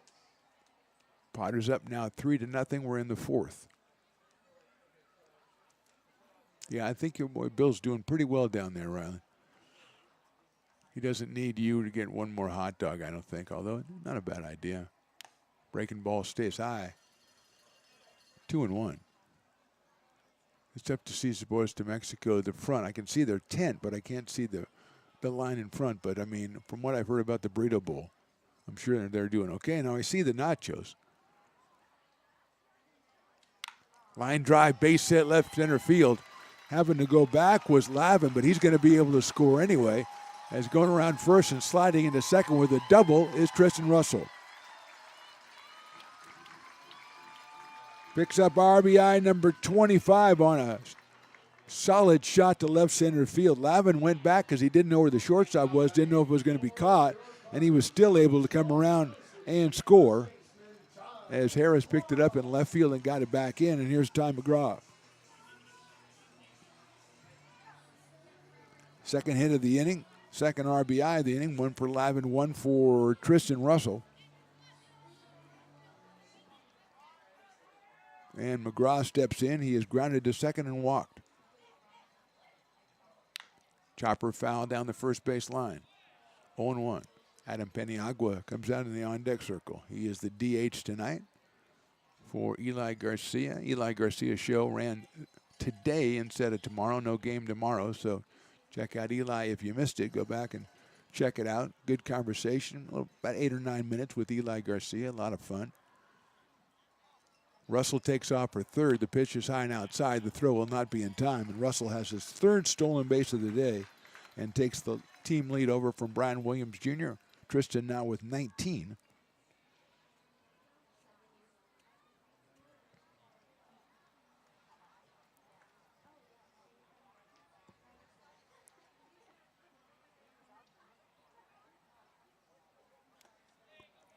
That one is a little bit too low to Ty McGraw.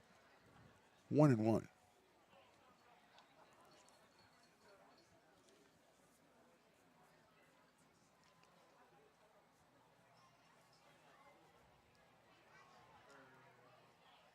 Takes the fastball outside. 2-1.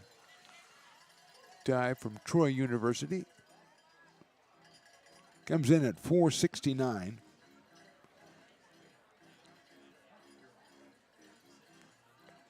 With a pair of home runs.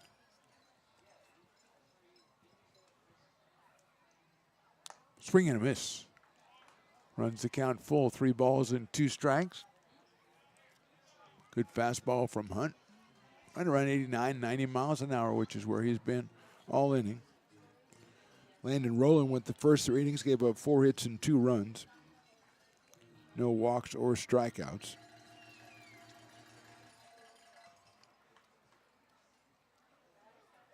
That's fouled off. Actually, 3 walks, no strikeouts. So McGraw will do it again, 3 balls and 2 strikes. Potters have scored twice in the inning on 2 hits, 1 walk issued by Owen Hunt.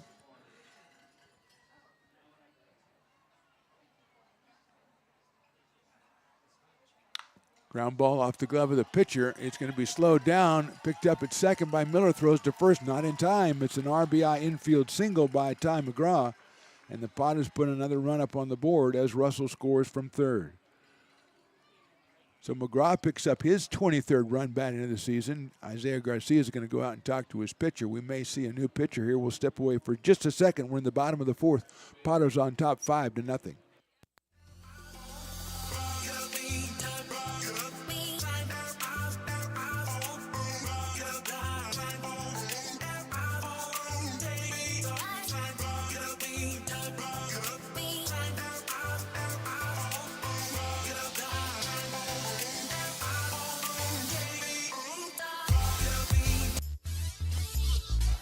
Meet the new pitcher, same as the old pitcher, as Owen Hunt is still in there.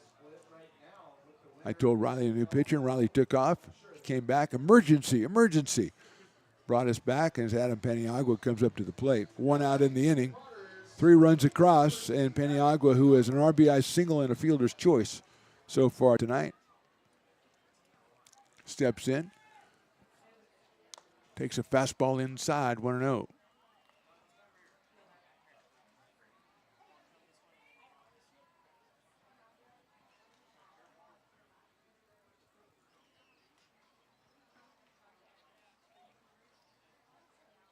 Popped up, fouled out of play.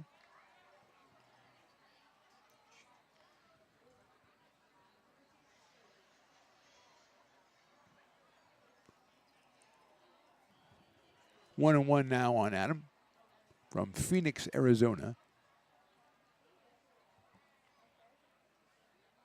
Takes a fastball. That's in there for a strike from Owen Hunt. 1-2. Penagua out of Regis University, led Division II in home runs with 27. Runs bet in with a staggering 100. And he's out here for a summer with the Lincoln Potters. Popped up, way up.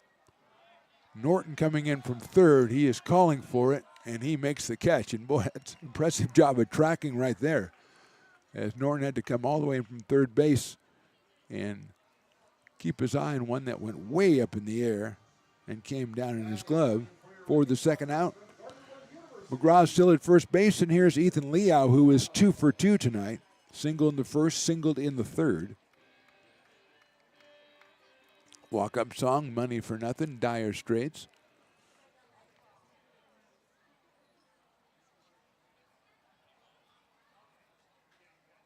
Liao takes a ball, 1-0.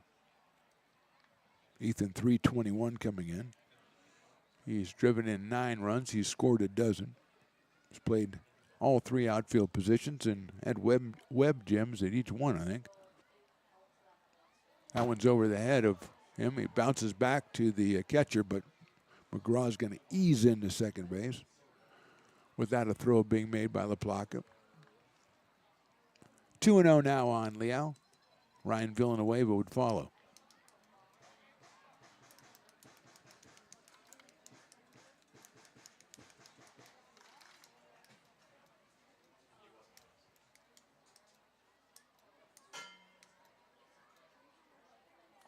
That's down low, 3-0.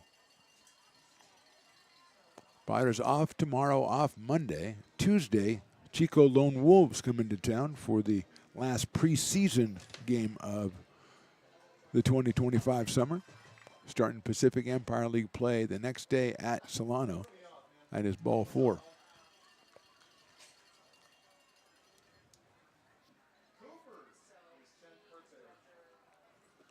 So Liao goes down to first base with the base on balls. First and second for the Potters with 2 outs. And here is Ryan Villanueva.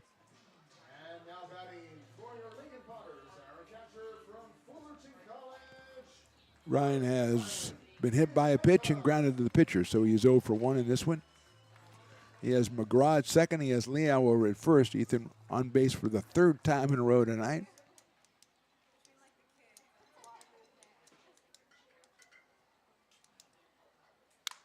Hit out into right center field, moving over is Pedersen, and he'll make the catch for the out. So the Potters score 3 times in the 4th. We go to the 5th. They're on top, 5-0.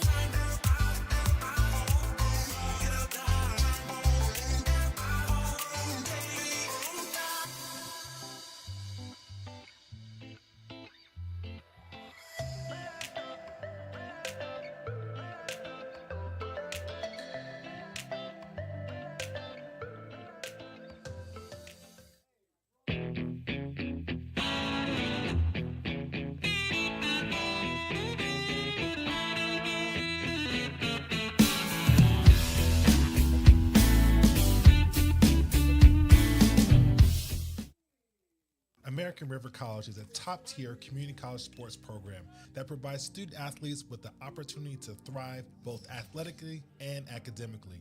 ARC Athletics is currently ranked 5th in the state and 2nd in Northern California. With over 19 sports programs, our athletes compete with the region's best athletes.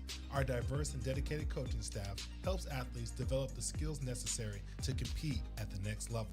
Start your community college athletics journey with us. American River College, Sacramento's best athletic program. Go Beavers.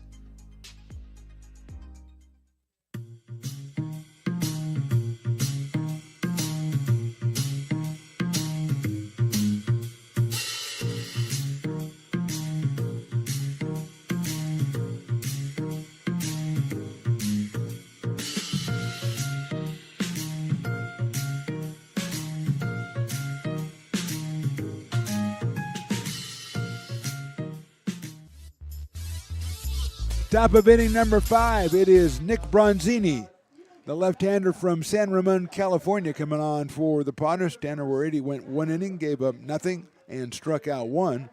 And so Bronzini comes on.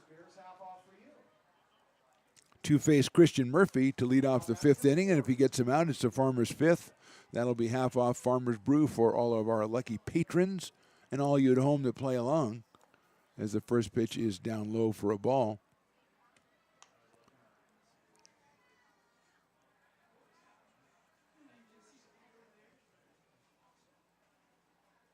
This is Nick's second appearance. 1 inning, 2 hits, 1 run. It's grounded out to shortstop. Coming on as Griffiths scoops it up over to first for the out. So that means half off Farmers for the whole inning for the patrons here. And again, if you're playing along at home, use whatever beer that is handy for you, and it's half off for the rest of the inning. Rain Miller comes up to the plate. He is 0 for 1, the second baseman out of William Jessup University, which is right over there. Rain struck out back in the second inning. That was against the starter, Eric Vassar. And we've got a pinch hitter, that is Brady Fern, coming in for Rain Miller out of Citrus Heights, California, and he fouls one up.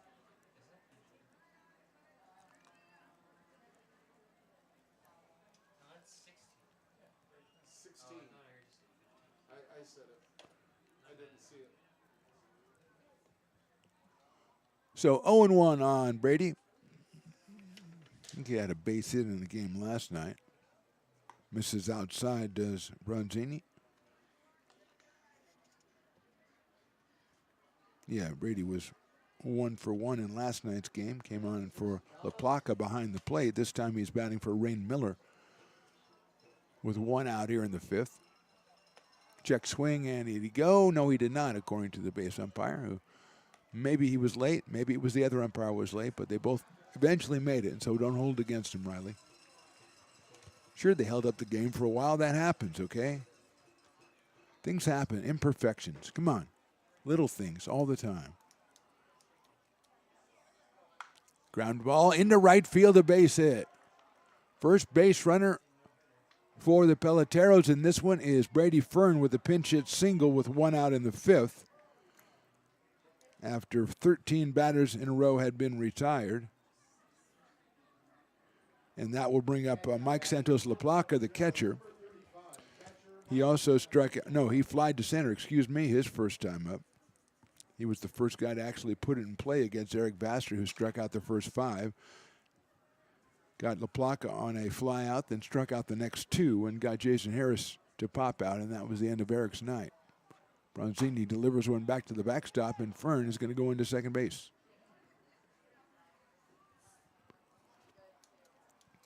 Ryan Villanueva is going to go out and talk to Bronzini. Get everything straightened up. 1 ball and no strikes on LaPlaca. Fireworks night out here for the crowd, eagerly anticipating that eventuality. I'm sure they've all met the superheroes already. And if Sonic is still around after his demonstration earlier. I'm driving to short center field, coming on as Russell. Then he has to move back a step, makes the catch, and quickly gets it in to Griffiths at shortstop. So LaPlaca hits it pretty well, but flies out to center for the second straight time, and he is 0 for 2.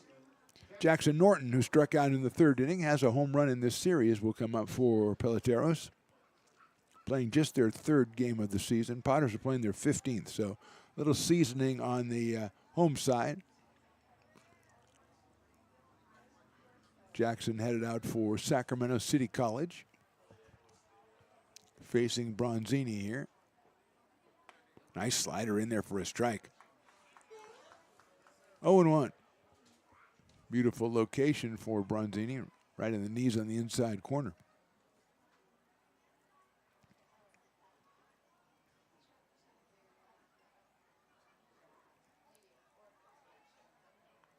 Russell moved over near second base against Norton, who takes another pitch just like the other one, and it's a strike as well. 0-2. Might have been called for a swing on that one, but it was in the strike zone anyway. according to all my research and analytics. So it's 0-2 on Jackson Norton. Big home run yesterday, 374 feet to left field. So he has got the power. Same pitch this time didn't hit the strike zone, so it's 1-2, and Norton laid off. Willie Preston calls for cowbells. I have my cowbell, and as I always say, Riley, I keep mine in the packaging, original packaging, my friend, because I'm going to make a killing on that thing in a couple years when they become collector's items or whatever happens to them. Norton takes a fastball, calls strike 3. So Bronzini gives up a hit, but nothing else. We go to the bottom of inning number 5. Potters lead this one 5-0.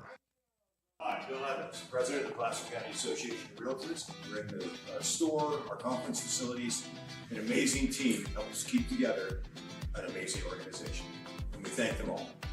This organization can't do what it does and can't run the way it runs without the help of so many members volunteering their time.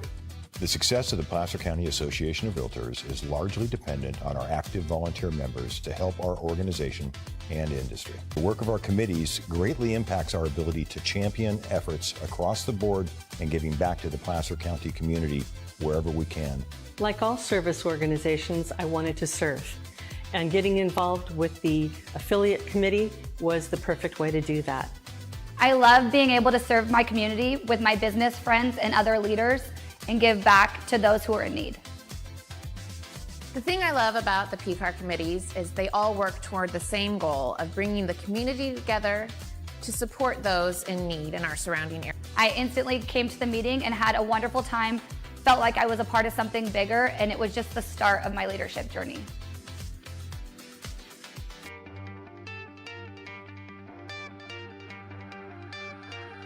Gooseport Public House. We have sports on 10 big screen TVs, 23 beer taps with classics and crafts, a full bar with creative craft mixed drinks, live music, and most importantly, great fresh food. In downtown Roseville off Vernon Street, only 15 minutes from the ballpark. See ya at Gooseport.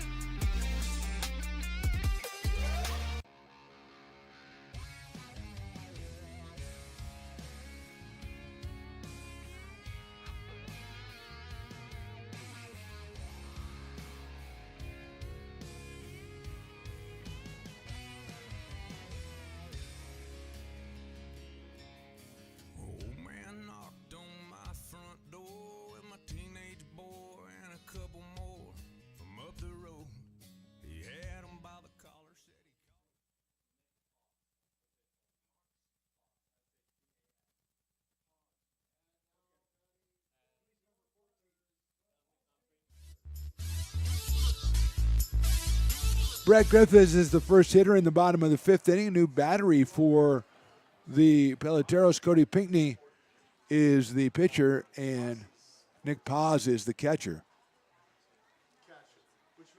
Griffiths takes down low for a ball.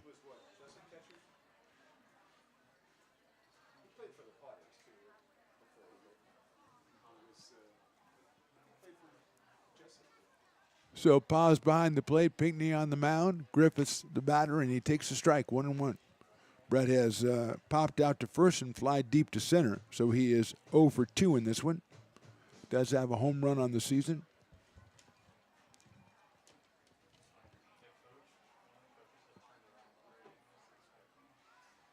Outside, 2-1.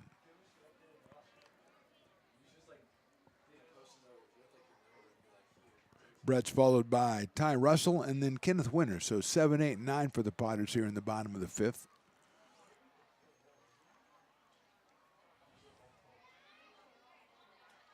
Inside to Brett, 3-1. Out of American River College, Ball State University, originally Jesuit High School, Brett Griffiths.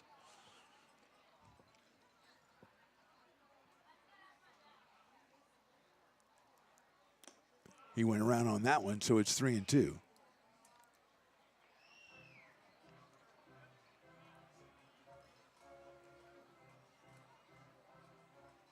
Some milling around for the Padres. Don't know if anybody's actually warming up down there.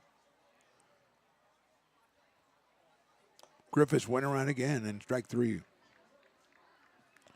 So Pinckney gets the strikeout of Griffiths. That'll bring up Ty Russell. He was reached on an error and walked and scored 1 run. He's stolen 2 bases tonight. Ty out of Queen Creek, Arizona, and the University of Arizona, stepping in against Cody Pinckney. Rowland started, went the first 3 innings, then Owen Hunt pitched the 4th, and now Pinckney out here in the 5th. Breaking balls hit into the hole. Norton cuts it off, bobbles it, throws to first, and did not get him. Nice play by Norton, but run out by Ty Russell. He'll get himself an infield single. Grounder to the left of Norton. Norton had it. Took a half second to get control, and by the time he gunned it across the diamond, Ty Russell was already there. That is hit number 8 for the Padres, and Kenneth Winters, who struck out twice, will be the hitter out of Lincoln, California, hitting at .242 with 5 RBI and 6 runs scored.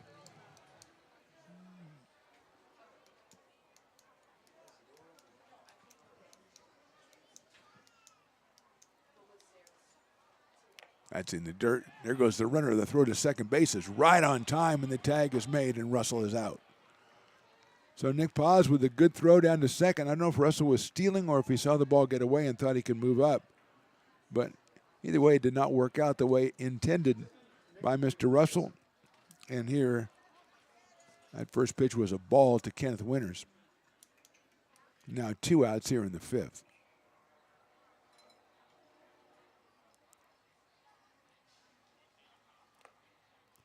Two and 0. Winters followed by Jake Lavin, the top of the order. Padres with 1 in the first, 1 in the third, and 3 in the 4th. RBI singles from Lavin and Tristan Russell in the inning, and also Ty McGraw. That one catches the outside corner. 2-1 on Kenneth Winters.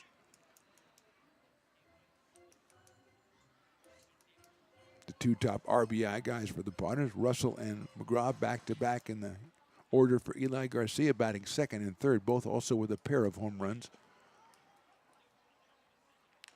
Fouled at the plate by Winters, goes back to the screen, 2-2. Almost hit the camera, Riley. Did you see that? Oh, Riley does not like that. Because there could be, as soon as it hits the netting around the camera, there's alterations, it's off a little bit, it's just a nightmare. I'd rather people just didn't foul balls back there. Okay, we're agreed. Winters takes a ball, it's down low. That should make the count 3 balls and 2 strikes, and it does.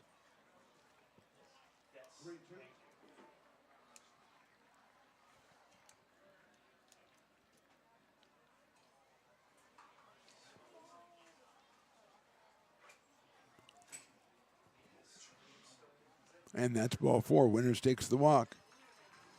And with 2 outs, he'll be at first base for Jake Lavin. Jake is grounded to short, lined to right, and bounced to RBI single up the middle. So he is 1 for 3 with that RBI, his 10th of the season. Also scored a run in the 4th, so he has 18 runs scored. I believe that puts him on top, as Ty McGraw has 17. I think actually they're second because Brian Russell has like 23, or Brian Williams, excuse me, has like 23. That's down low inside. 1-0 to Jake Lavin. 390 coming in, 1 for 3 tonight. Up for his 4th time already here in the bottom of inning number 5. Padres on top, 5-0. Trying to make it a sweep of Peloteros. Slices that one down the left field line. That'll be a foul ball. Down around the grassy knoll area, and there's a scramble for it down there. 1 ball and 1 strike on Jake.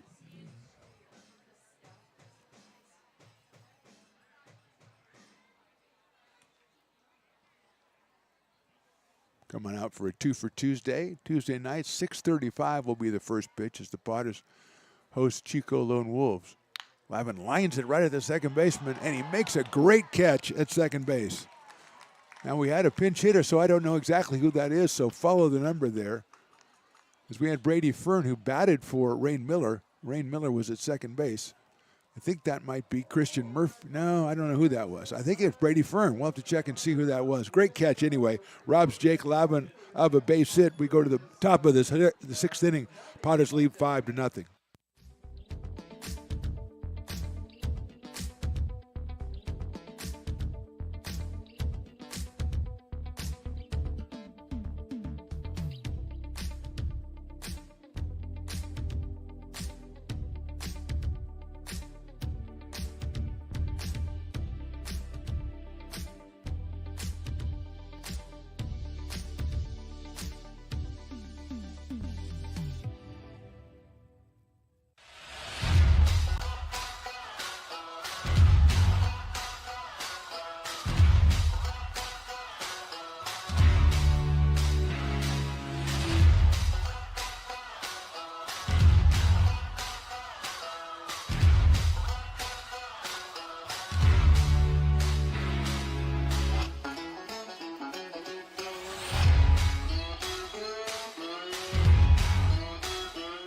When it comes to your home's maintenance and repairs, Jeffers Resource Group has you covered.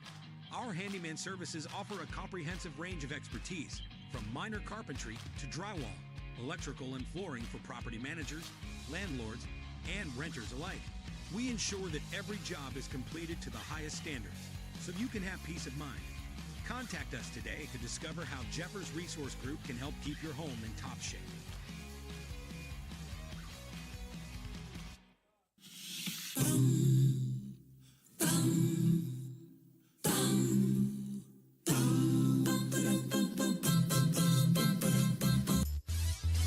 Top of inning number 6. Potters on top 5-0. Nick Ronzini still on the mound for the Potters. He'll face Timothy Smith, Jason Harris, and Dylan News. Smith is your dueling dogs batter. So if he strikes out half off dueling dogs beer, and he lashes a foul ball down the left field line off the screen, so it'll be 0-1. Struck out back in the third inning, and thirsty fans enjoyed it. So let's see if they do it again with the capacity crowd out here tonight, anticipating some fireworks after the game. Potters with the fireworks during the game. They lead at 5-0. Slider outside to Timothy Smith out of Sierra College. 1 ball and 1 strike. First appearance in the series for the Peloteros first baseman. And it's a left-on-left situation here. That's in the dirt, 2-1.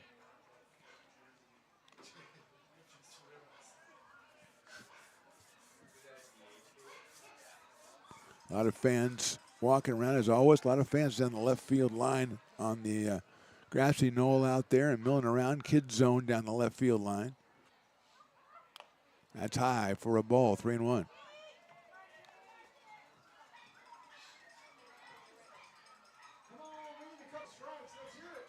Three balls, 1 strike to the leadoff man here in the 6th inning, Timothy Smith.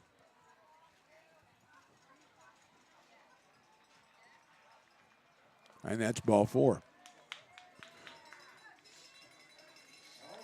So Smith goes down to first base. He is the second base runner for Peloteros in the ball game. The other one was Brady Fern with a pinch hit single in the 5th. And that is scheduled to bring up Jason Harris, the left fielder.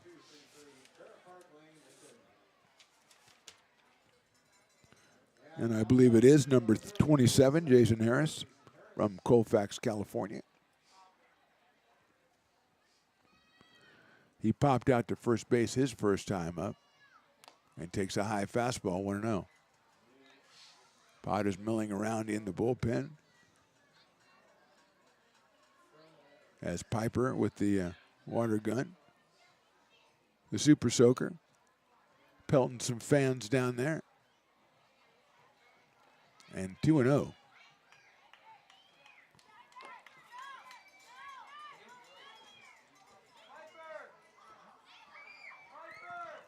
He's just wreaking havoc, that Piper. Unsuspecting patrons being deluged with water. 2-0 now. And that went inside and gets away, but going back to first is Smith. Looked like it might have hit Harris, but 3 balls and no strikes.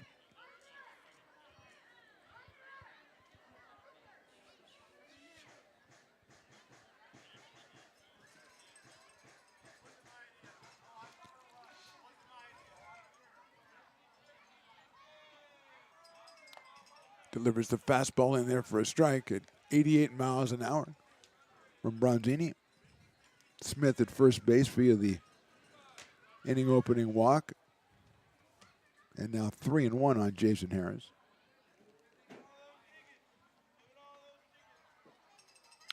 Hit sharply down the line. That's a fair ball inside third.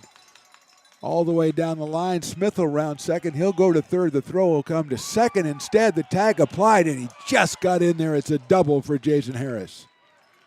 Nice throw from left field by Jake Lavin. Almost got him at second base. And that's the second hit for Peloteros. They have runners at second and third. Nobody out here in the sixth. And here's Dylan News, who struck out twice.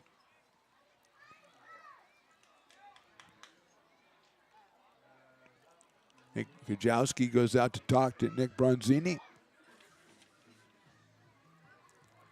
That one just down the line. The diving try by Kenneth Winters. Couldn't glove it. All the way down into the corner. Lavin came up. Did not throw to third. Threw to second instead. And the tag just a second too late on Jason Harris. So second hit of the game for Peloteros. And they've got something brewing here in the sixth inning with Dylan News, who struck out twice at the plate. He was 2 for 3 and scored twice on Thursday in his only other appearance in the series. Out in center field for Peloteros, out of Rockland.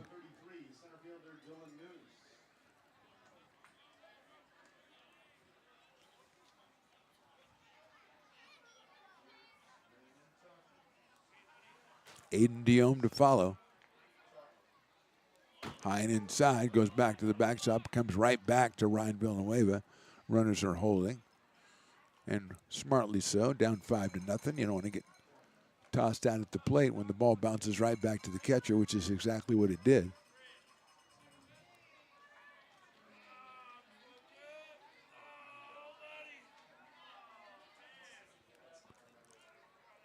PAL, Police Activities League, selling the 50-50 out here today. We had the great display from Sonic, the canine officer, a pursuit something dog. Also sniffs out ammunition and weapons and all kinds of stuff. Just does it all. Pursuit apprehension, is that what he called it? Something like that. Something like that. Check swing did not go. It's outside. 2-1. Oh, patrol apprehension dog. Maybe. Something like that. And also sniffed out the ammunition and the drugs. You know, I know you were a little bit nervous there when he said that. Officer Hoffman throwing that down. News hits a ground ball in between first and second into right field. A base hit, 1-run scores. Here comes the second run. The throw's a little offline. It's a 2-run single for Dylan News, and all of a sudden it's a 5-2 lead for the Potters. News picks up a pair of runs batted in as Smith and Harris both score.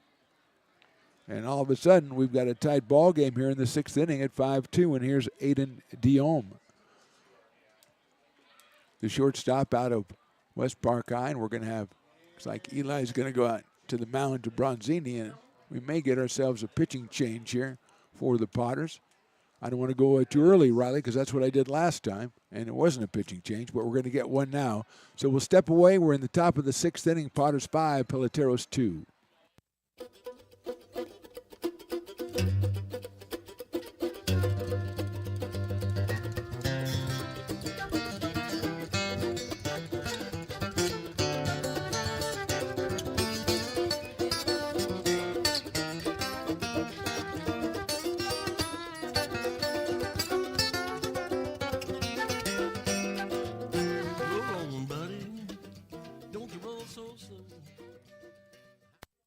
Being a laborer means everything. It was what took care of me when I was growing up. It's what takes care of me now.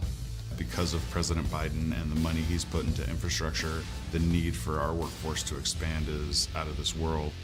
When our members are able to go to work on these big projects that are funded by Biden's economic investments, it means continued growth in their wages, in their pensions, in their health benefits. It means they're going to be able to take care of their families.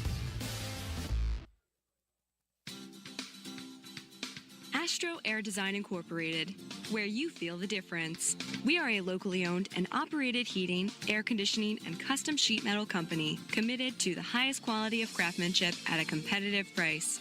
Our trained and certified technicians have the knowledge and experience required to install, maintain, or repair your home comfort solutions. Our upfront pricing gives you the peace of mind because you know your price is locked in. Call Astro Air Design Incorporated today. Here in Michigan, we do more than just survive the winter. We thrive during it. You simply can't keep us away from what we love most: great times and amazing beer. The snow transforms the landscape and lays the path for adventures yet to be had. Trails ready to be explored, and freshly groomed hills ready for the first run of the day. And later, back in the top of the sixth inning, McBean Stadium, Mark the Phantom Low along with Riley the Engineer. It's always ready Remedi coming in. Bobby Remedi, seventh appearance, 7 1/3 innings, 5 hits, 2 runs. He has struck out 11 and walked 3 and has a 2.46 ERA, and he'll face Aiden Diome with 2 runs in and a runner at first base for Peloteros here in the sixth. Diome has struck out and flied to center in his 2 appearances. The shortstop for Peloteros. There goes the runner, and the pitch is swung on and missed. And it is fouled off officially, so going back to first base after a very nice head-first slide was Dylan News.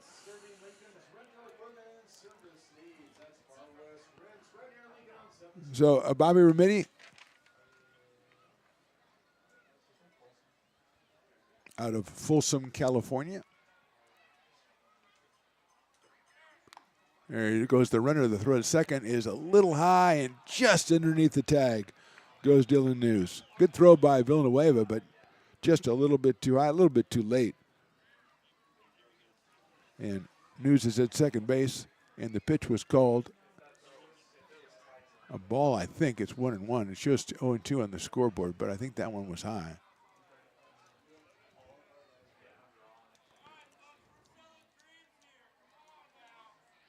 That's lifted out into left center field, giving chase. The left fielder diving try. Did he make the catch? That was Jake Lavin, and he made the catch. Beautiful play by Jake Lavin, coming in quickly in left field on a ball that was dying quickly. And Lavin makes a sparkling catch for the first out here in the sixth inning.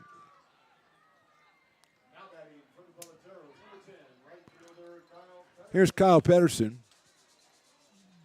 He has struck out and grounded to third, so Kyle is 0 for 2 in this one. 2 for 7 in the series. News at second base. He's going to third. The pitch is the throw is not in time. And Kenny Winters thought he had himself an out down there, but News is in under the tag, just ahead of the tag. And the pitch was called a ball, so it's 1-0. And now News is over at third base with 1 out. Pedersen followed by Christian Murphy. That one catches the outside corner by Rooney. 1-1.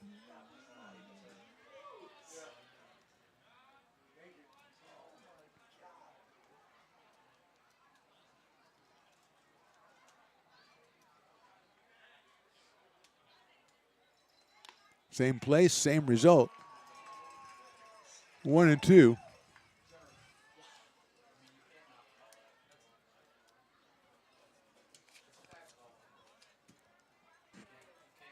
Let's see if Remedi goes back out there 3 times in a row with that slider. No, he comes inside, and I think he got the strikeout. He did. So Pedersen is down on strikes. Big out right there for Bobby Remedi. And it will bring up, well, no, I think it's a pinch hitter. Looks like Garrett Lewis, maybe, number 37. Yeah, Garrett Lewis, number 37. So Lewis will bat for Murphy.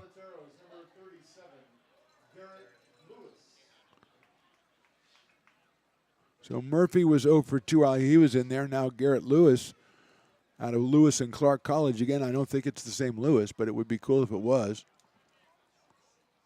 He'll step in here. Big guy, about 6'3". Wide open stance against Remedi. He has Dylan News down at third base. He is a swing and a miss on the Remedi slider. 0-1. 2 runs in the inning for Peloteros. They've narrowed the lead from 5-0 to 5-2. That was a nice block right there by Villanueva on a pitch that was outside and low. 1-1.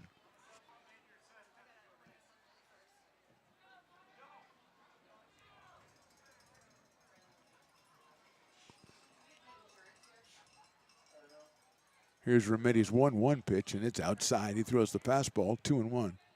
86 for Bobby on that one.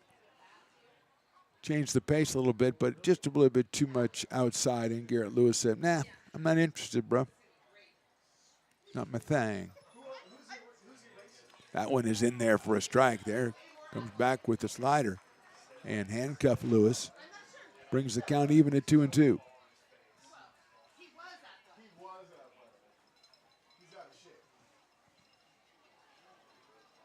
News coming down the line at third. Swing and a miss. He got him fishing. So Remedi comes in and does the job, but 2 runs for Peloteros in the inning. We go to the bottom of inning number 6. Potter's still on top, 5-2.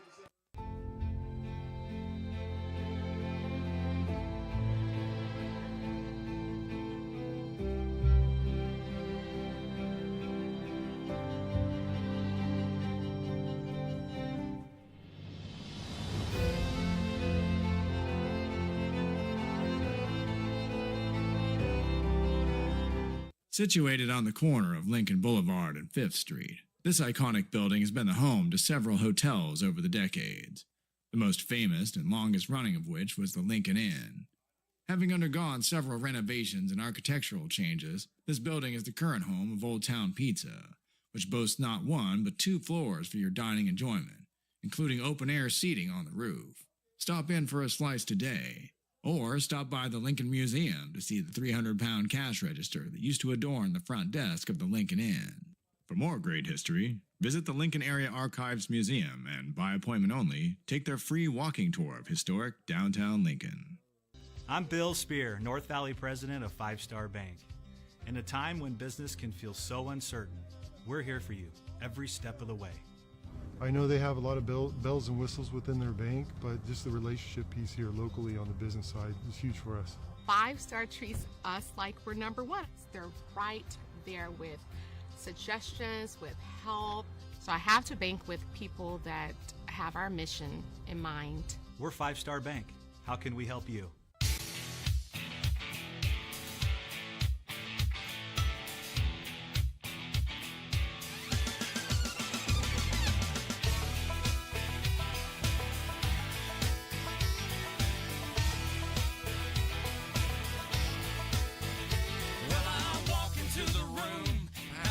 $100 bills, and it kills and it thrills like the horns on my Silverado grill. And I buy the bar Bottom of inning number 6, Potters lead at 5-2. It'll be Tristan Russell, Ty McGraw, and Adam Paniagua. And if you watched the Riley camp in the middle of the 6th inning, you saw the spinning bat race, and you saw a guy lurch onto the field, which means Brielle, who was running the bat race, moves up 1 spot in the intern rankings. They both did. I just saw the one guy, and he was looking scary. He was looking really scary. So Brielle runs a good game. That's spinning bat race, by far the best feature. I mean, the Piper Dance Contest is good, but that bat race has been excellent every time, except for when they got the 2 Little League coaches, because you know the coaches are bringing their teams. They're going to be, sober as a judge. So, you need a little bit of inebriation working on that spinning bat race. Here is Russell against Cody Pinckney, who came on in the 5th inning, gave up a hit and a walk, but no runs, as Lavin lined out to second base. We still haven't figured out the second baseman's number. Riley, I want to put you on that for right now and give him credit for that play he made last inning. Fastball misses outside from Pinckney. The right-hander now 2 balls and no strikes on Tristan Russell, who has singled, walked, and doubled and has scored 3 times. So a big night for Tristan Russell.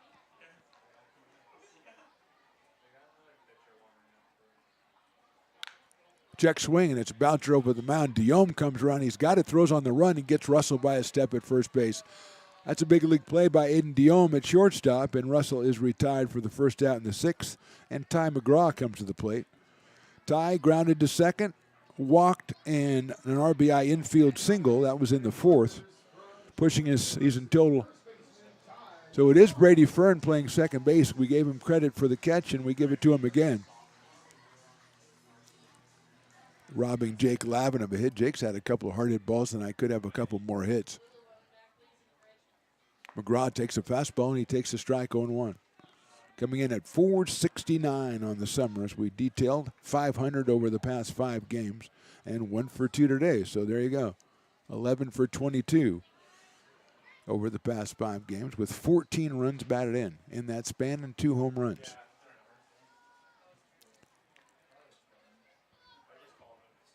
Pinckney delivers outside, so it's 1 ball and 1 strike on Ty McGraw, with Adam Peniagua, who is tonight's DH for the Potters in the on-deck circle. Potters with activity in their bullpen. Everybody has activity in the bullpen, both sides, as we move into the later innings here on a fireworks Saturday night at McBean Stadium. Ty lifts it foul down the left field line. That'll go out of play behind Sabores de Mexico, specializing in the Burrito Bowl, which is not important or pertinent to the foul ball, but I thought I'd just throw it in there. Peter Jensen, the right-hander, warming up for the Lincoln Potters, or Pottereros, as I call them, for the Peloteros series. I don't think that'll catch on at all. 1-2 pitch. Misses outside and high, 2-2.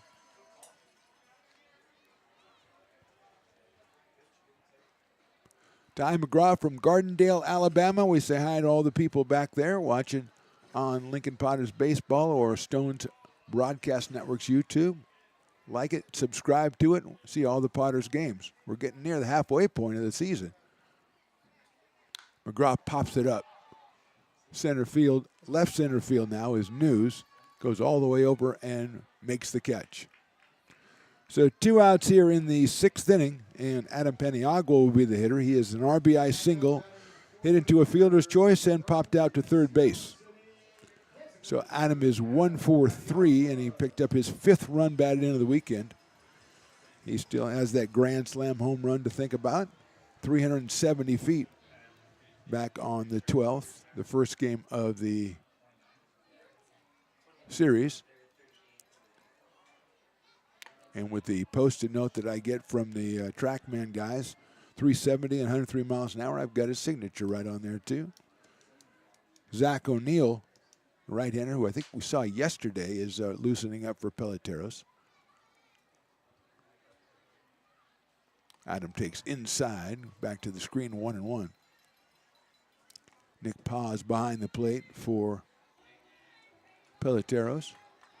We said Brady Fern at second, Diome at short, Norton over at third. At first base is, I think that's a new first baseman. We'll have to check the number of the first baseman there, Riley. Paniagua takes outside for a ball. Yeah, that's Landon Plout, I think, at first base. So he is in the lineup for Timothy Smith.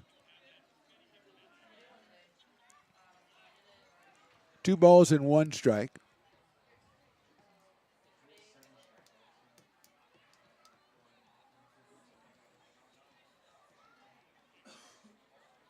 Paniagua with a foul ball back to the screen on a ball that looked like he wanted to do something with 89 miles an hour on the outside half of the plate, and it's 2 balls and 2 strikes.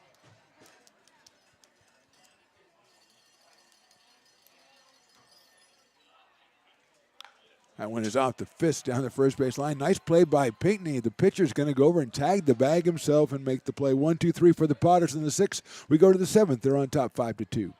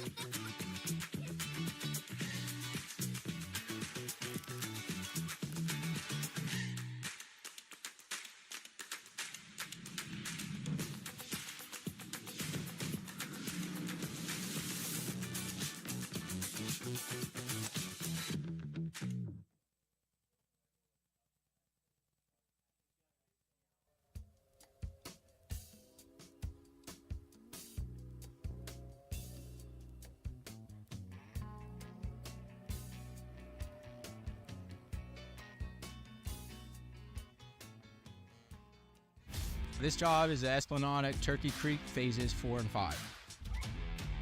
Our scope of work for this project is full scope, so we've got all the underground, all the joint trench, and all the topside included with it. We're putting in sewer pipe, manholes. We're not doing services yet. We go through and do all the main line, and then we come back and do all the services after that. I would say this project right here, the one we're working on, is probably about a 2-month project. It's very costly to the developer, so beating the schedule is very important, more important than most projects. It's got a lot of groundwater, so we've got an extensive groundwater pump system in place. It's just cool to be a part of the built environment and know that for the next 100 years that people are going to use and enjoy what we've created here today.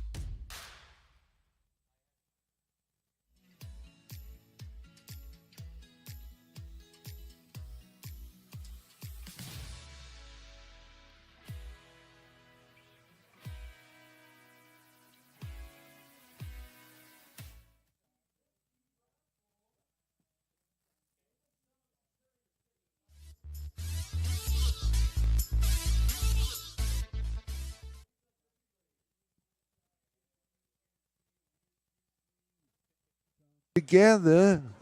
Oh, sorry, I was singing Come Together, which I don't know why Willie's playing it, but I'm sure glad he did. Is this Jensen's walk-up song? Peter Jensen's the new pitcher. If he's got Come Together as a walk-up song, he's my new favorite player.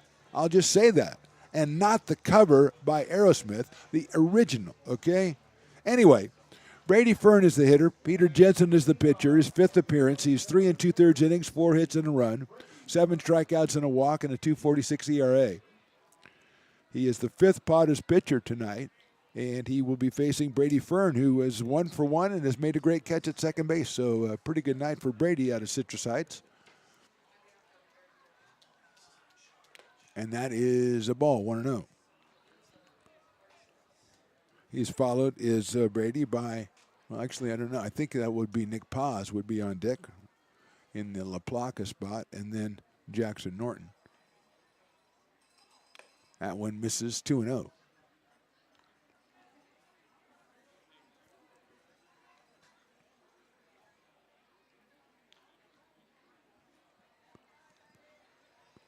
Two balls, no strikes on Fern, leading off here, top of inning number 7, and that one is right down the middle for a strike.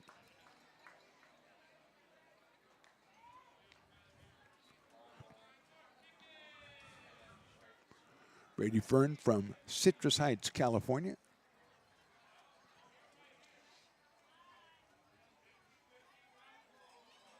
Swings and fouls it off at the plate. Aiden Chang, as we mentioned, behind the plate out of Roseville, Mount Marty University.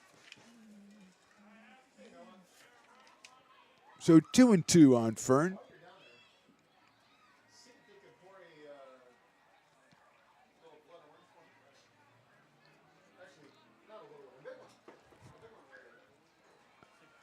Two pitch, swing and a miss. He got Fern on strikes.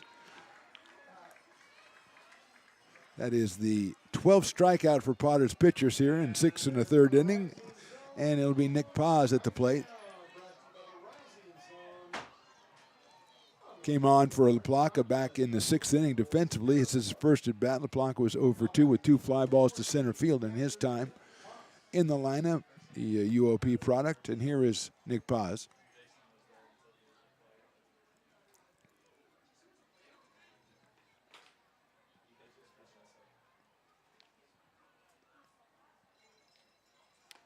Inside for a ball. Got it, come back over the corner, did not do so. It's a little bit low as well. 1 ball and no strikes on Nick Paz.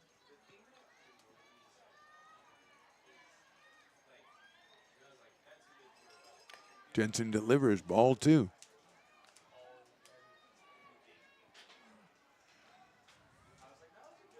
Potter's off tomorrow and Monday, and back here against the Chico Lone Wolves. That's a 6:35 first pitch. Coming out for a 2 for Tuesday, and probably some other stuff as well, but they don't entrust me with that information. That is in there for a strike, 2-1. It'll be a lot of fun. And then it's Friday night, Humboldt Crabs in for the weekend. Always a great time. And it's Pacific Empire League play. First home series of the PEL, and it's a big one against the Humboldt Crabs.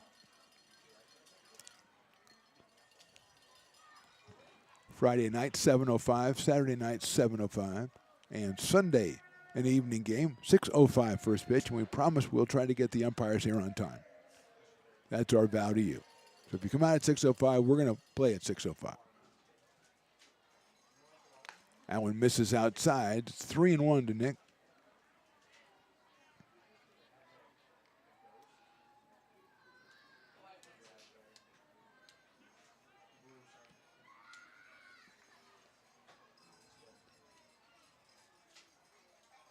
Swing and a miss. Jensen pulls the count full at 3 balls and 2 strikes with 1 out here in the 7th inning. Panos scored a run in the first. They scored a run in the third. They scored 3 runs in the fourth. Peloteros came back with 2 runs in the 6th on a Dylan News 2-run single. And that's where we stand here with 1 out in the 7th. It is inside, ball 4.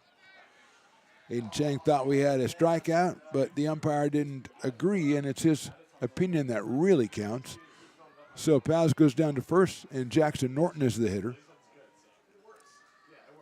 Third baseman out of Sac City has struck out twice in this one, has a home run in the series, and is 1 for 8. So he's got the power to bring the Peloteros even closer.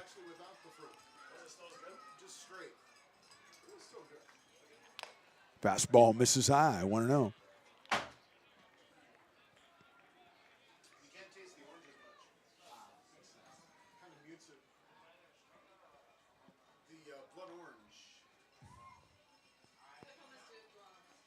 Fouled off by Jackson Norton. Willie Preston up here. You know, it gets later in the game, and Willie's already done a lot of work, so he likes to relax with a refreshing beverage. What is this called now?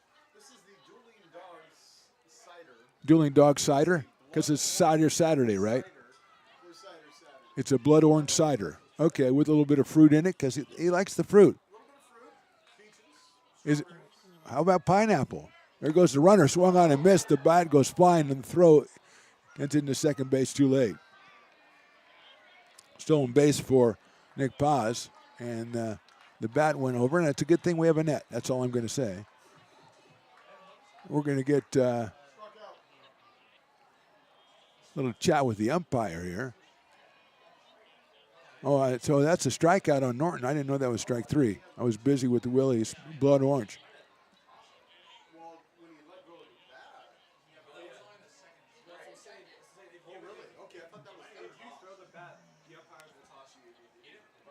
So it looked like it was not a throw of the bat. It was just like he lost control. We've seen that a couple of times in the last couple of days. It's Landon Ploud just taking over for first base. He took over for first base last inning. It'll be Landon Ploud, his first at bat. The Lincoln High product, coming off a great season at Lincoln High for the Fighting Zebras, and he'll face Peter Jensen here with 2 outs now.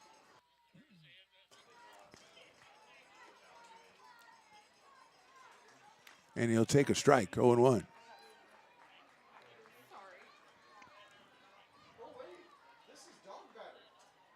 So Landon Ploud has taken over for the dog batter. That's right, Timothy Smith. It's the 7th inning, so he is, in fact, the dog batter. He lifts it foul, and it's 0-2 on Landon Ploud. The machinations has forced the dog batter to be the Lincoln product. And that would be a last gasp, 7th inning, dueling dogs batter. Kind of appropriate. Oh, wait a minute, it's fireworks night, so you can keep drinking. We can come up again, Willie. Jensen checks the runner at first. There goes the runner at first. The throw is going to be too late, I think. Yes, it is.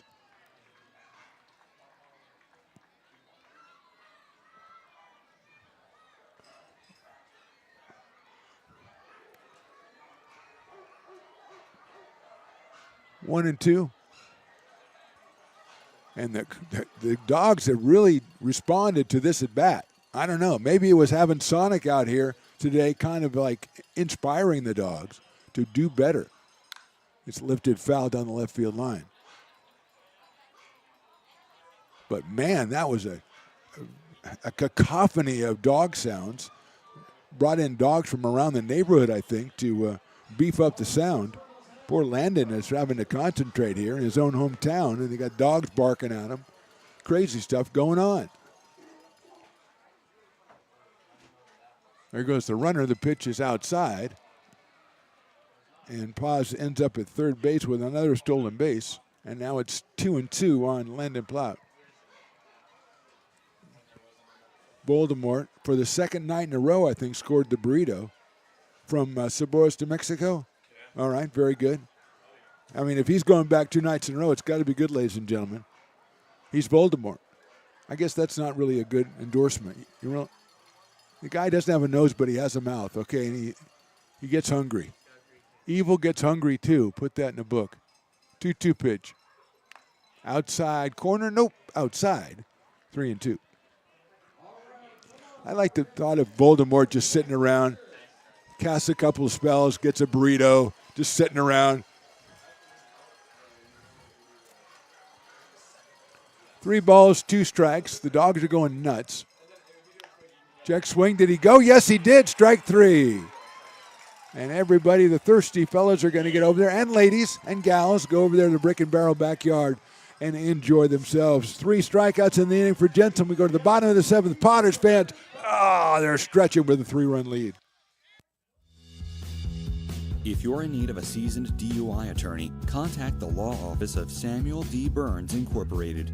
We are familiar with the laws surrounding your case, and we will work diligently to minimize the negative impact following a DUI charge.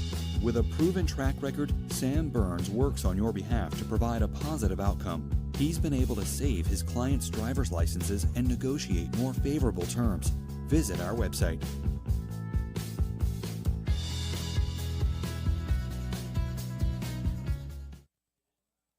So many local businesses trust Wizix Technology Group when it comes to their office technology.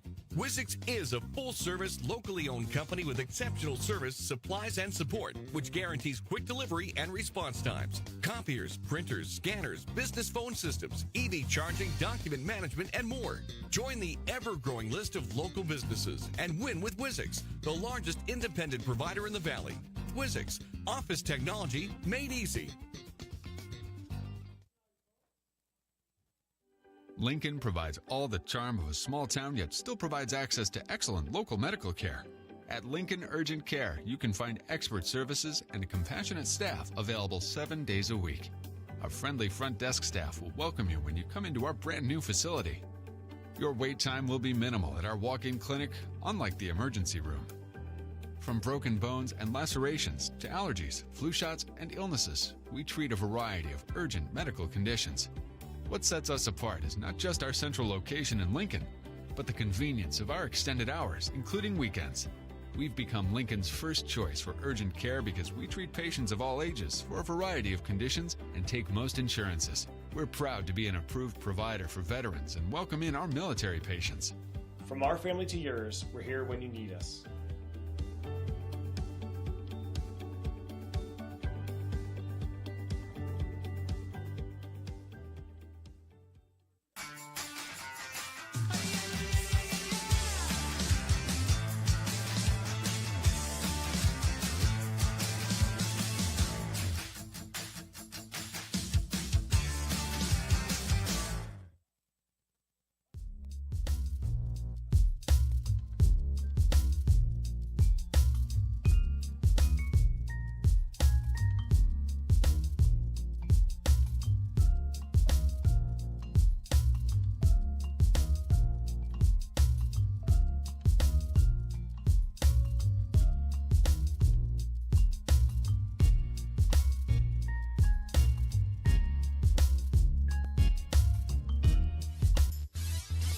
Bottom of the 7th, Potters on top 5-2, clearing something up from the top of the inning. Jackson Norton was the hitter, and he lost control of the bat, and they called him out. I thought it was because it was strike 3, and I thought we just had the wrong count, but it turned out he was called out for obstructing the catcher who was throwing to second base to try to get the runner, and it was ruled that Jackson Norton had impeded the catcher, and he was called out. The runner was sent back. That's why he stole second again, and Norton, kind of a hard luck at bat, and he was out. So Ethan Leal will start us off in the bottom of the 7th. Zach O'Neill is a new pitcher, the right-hander from Bella Vista.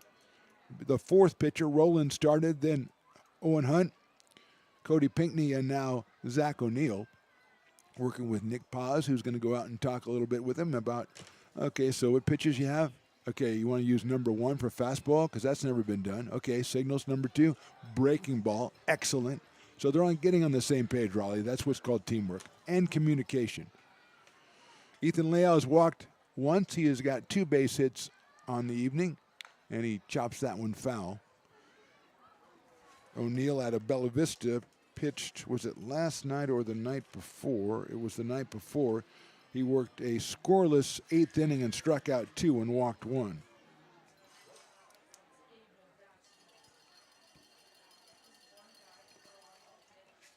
And his fastball is too low and outside, and Paz scoops it up, and it's a 1-1 count on Ethan Leal.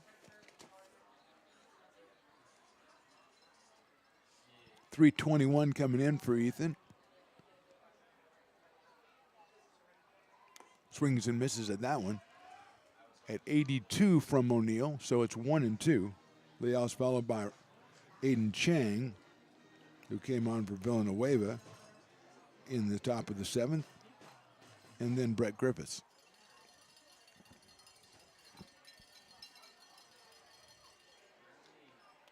That one slow and gets away from Paz. It's 2-2. Crowd out here anticipating fireworks coming up in a couple of innings, and also anticipating a Potters win that would push their record to 14-1 on the season as they entertain Chico on Tuesday to conclude preseason play, non-league play. Swing and a miss, and Leo's out on strikes. O'Neill impressive with the fastball at 89, and with 1 out, that brings up Aiden Chang. Villanueva was 0 for 2 while he was in there, was hit by a pitch, and now Aiden Chang. And Chang's been hitting the ball pretty well. He does have a home run. He got on the 12th. 4-12 for Aiden Chang. A home run, 8 runs batted in, and 9 runs scored. So he's been swinging a hot bat for the Potters. 7 for 17. And he's ahead in the count, 1 ball and no strikes. And now he's ahead in the count, 2 balls and no strikes as the off-speed pitch hits the dirt before it goes the required 60 feet 6 inches. Dawson Raddick, the Potters submariner, out of Gretna, Nebraska, warming up in the bullpen. That fastball is in there for a strike, 2-1. To Aiden Chang.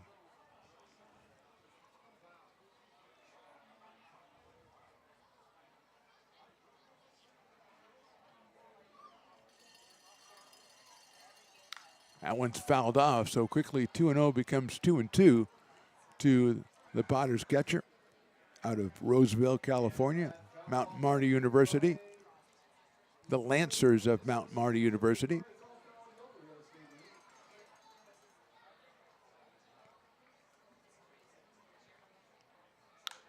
Lifts it high down the right field line. It will go out of play. Landon Plout is really chasing that thing crazy, and it ends up on top of the VIP, the Kiln area. But Plout was, from his first base position, was down there. If it would have stayed fair, he would have had a heck of a chance of catching that ball. Covered a bunch of ground very quickly. And it stays at 2-2 on Aiden Chang. As Plout has got to take a second to get back to his spot.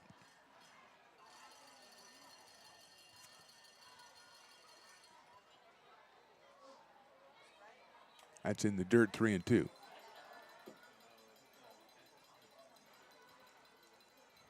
Do baseball for Zach O'Neill.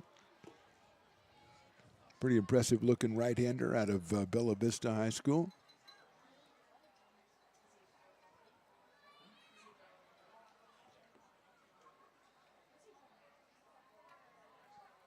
Ground ball up the middle, knocked down by O'Neill. He'll go to first. Does he get him? Yes, he does, by a half a step at first base. So O'Neill stuck with it, made a fine play, and retired Chang for the second out here in the 7th. And Brett Griffiths is the next hitter. He has popped out to first. He had fly deep to center and struck out. So Brett is 0 for 3 tonight, looking for his first hit of the evening with 2 outs here in the 7th inning.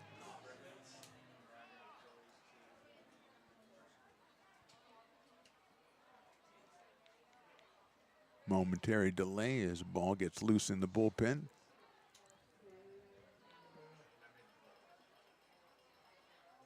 Brett takes on the outside corner for a strike. 0-1.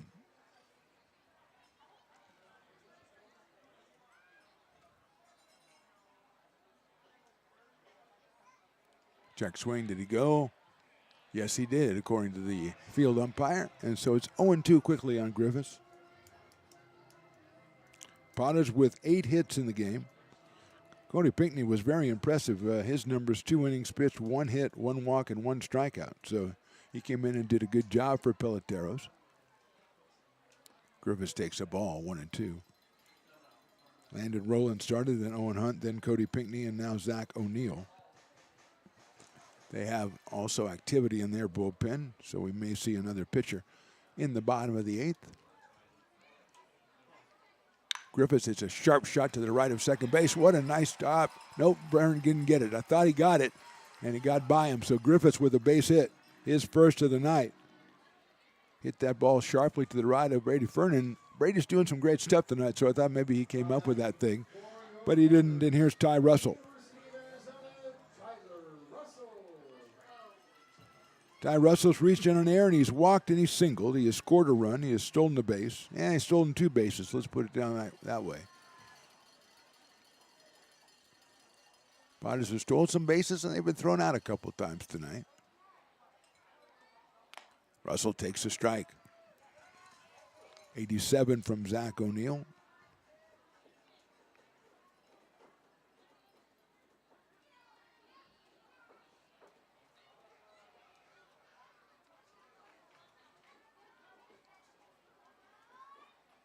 Swing and a miss. 0-2 quickly. Kenneth Winters would follow, or will follow, Ty Russell, whether it be this inning or the next.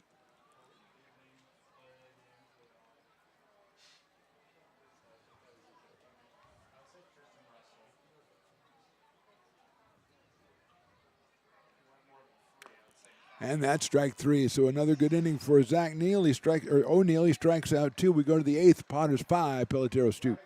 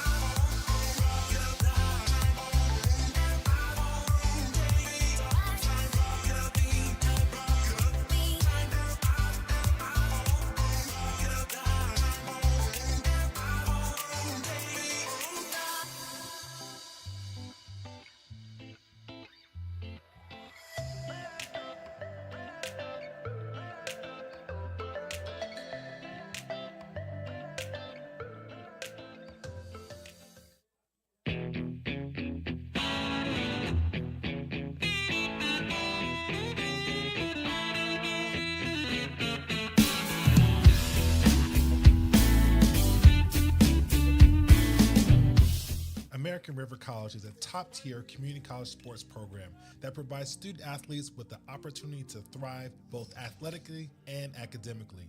ARC Athletics is currently ranked 5th in the state and 2nd in Northern California. With over 19 sports programs, our athletes compete with the region's best athletes. Our diverse and dedicated coaching staff helps athletes develop the skills necessary to compete at the next level. Start your community college athletics journey with us. American River College, Sacramento's best athletic program. Go Beavers.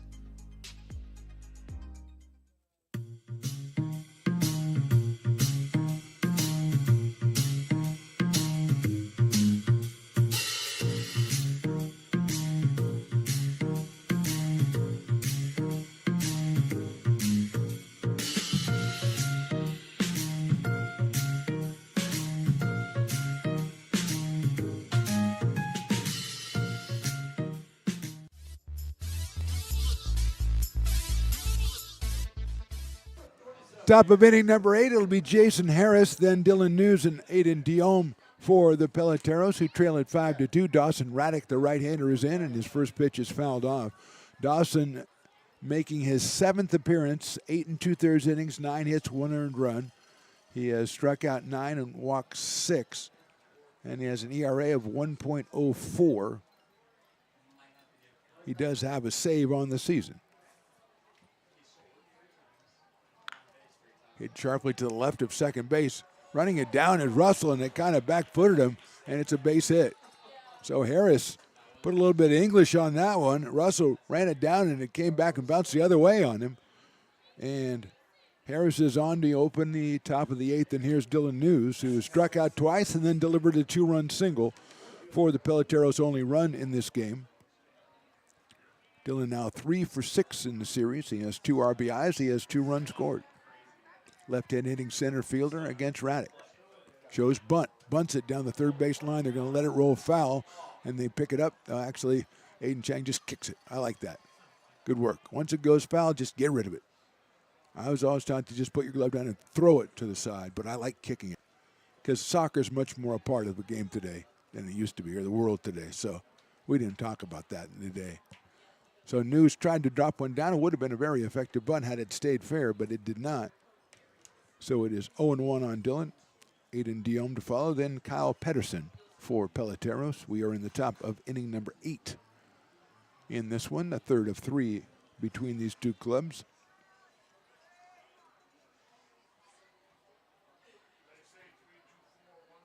That one is in there for a strike.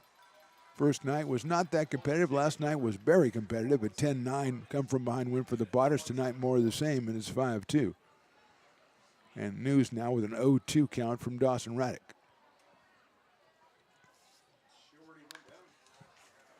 Lifts that foul down the left field line. Dawson out of Gretna, Nebraska. 6 foot 185.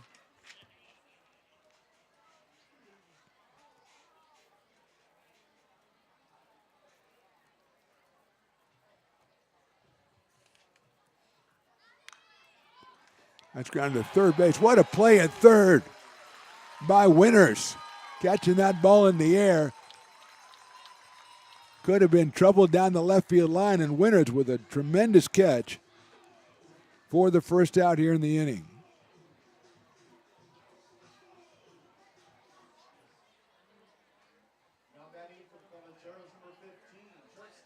That brings up Aiden Diome.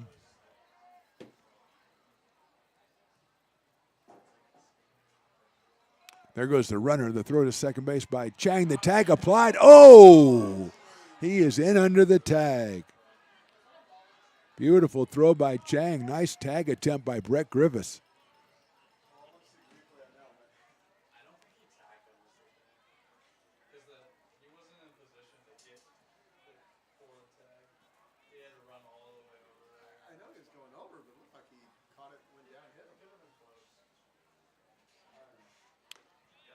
That is a called strike.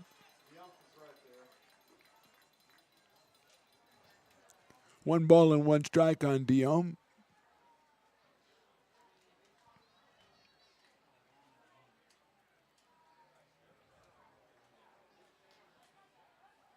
Swing and a miss. 1-2. Kind of handcuffed him on that one. Gretna, Nebraska, according to my sources, 5,000 people. That's all. And Dawson was one of them. Pretty cool.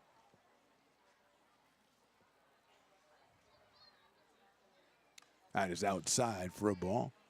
Notable people, Andy Janovich, professional football player. Let's find out a little bit about Andy. Played college football in Nebraska, selected in the 6th round by the Denver Broncos, also played for the Browns and the Texans. Well done, Andy. Fouled off by Aiden Diome. The location for Gretna, Nebraska, glad you asked. It is in, oh wow, it's way in the east. Eastern Nebraska. Southeastern Nebraska. That is Gretna, and it's 5,000 people. Slice foul again by Diome. 1 out, 1 on here.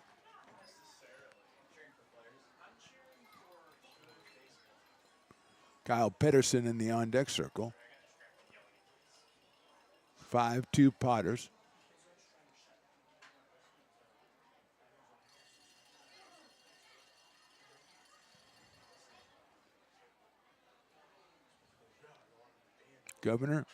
Mayor is Mike Evans. Mayor Mike Evans of Gretna, Nebraska. I'm sure Mike is checking this out with his native son, Dawson Raddick, pitching. I mean, you got to be checking it out, right?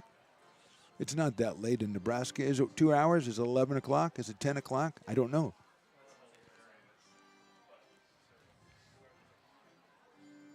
It's a suburban bedroom community for Omaha. Okay. Estimated population, about 9,000. So they've been jumping up a lot.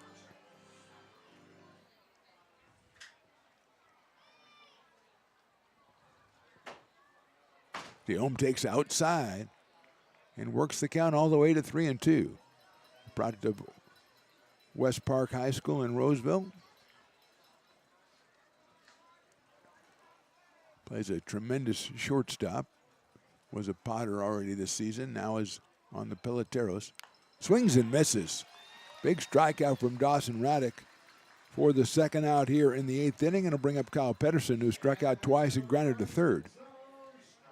The last time he struck out, our opinion up here was that he was the victim of a couple of questionable calls. But he struck out nonetheless, and he is up here with a runner at second base and 2 outs in the 8th. Dawson Raddick, the 6th pitcher for the Potters already in this one. And that one is outside. Vassar went 3 innings, then Warady, Bronzini, Remedi, Jensen, and Raddick.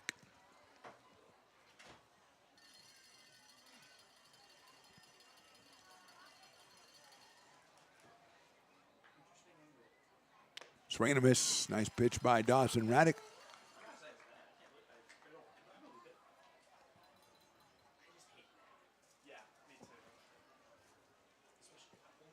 One. Pedersen from UC Davis takes just outside. 2-1. Kyle out in right field. So he was on deck. It should be. Last time it was Lewis who hit in that spot. But I think we have a left-handed hitter on deck, so we'll see. There we go. Strike 2 right there. 2-2. Frankie Castillo is coming out. He will bat in the DH spot. At least we think he will.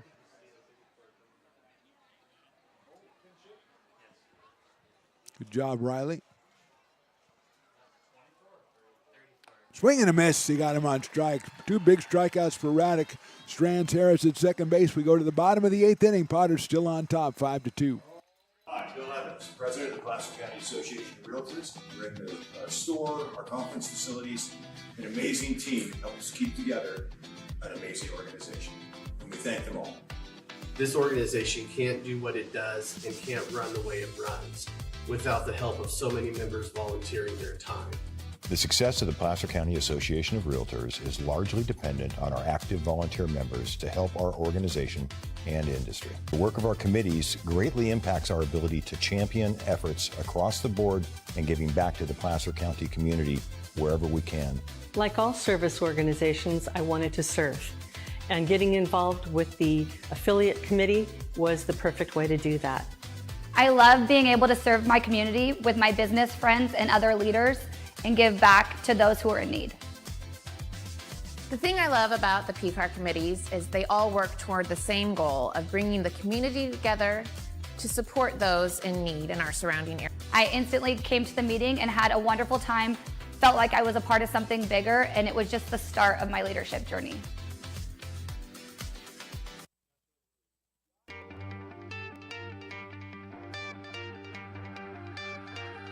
Gooseport Public House. We have sports on 10 big screen TVs, 23 beer taps with classics and crafts, a full bar with creative craft mixed drinks, live music, and most importantly, great fresh food. in downtown Roseville off Vernon Street. Only 15 minutes from the ballpark. See ya at Gooseport.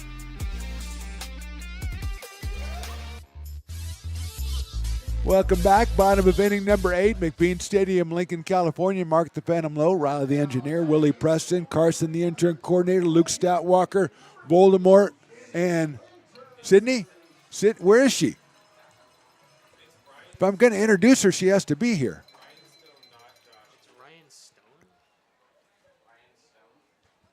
Word from Carson Spohn is that it's Ryan Stone, not Josh Lewis. A sharp grinder down the first base line, and Winters is retired as Plout steps on the bag. So Ryan Stone is our pitcher, not Josh Lewis, even though number 19 is Josh Lewis. As I said, I talked to Ray, I talked to Eli. We're going to get that all straightened out, websites and everything for Peloteros. No problem. They're just welcoming in new guys all the time, and Stone gets the first batter, and here's Jake Lavin.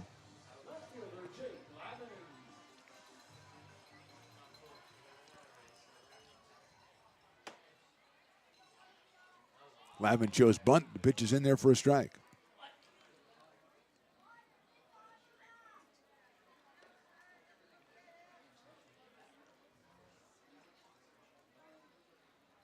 Oh and 1 on Jake, who has grounded out, flied out, singled in a run, and lined out. He's hit the ball hard 3 times. He had a line drive to right field in the second that was caught. He had a line drive to second base that Brady Fern made a tremendous play on the 5th inning. And he put those in between those. He had an RBI single up the middle for his 10th run bat end of the season and later scored his 18th run. 1 and 1 on Jake. Takes the fastball and it's in there, strike 2. 84 from Stone.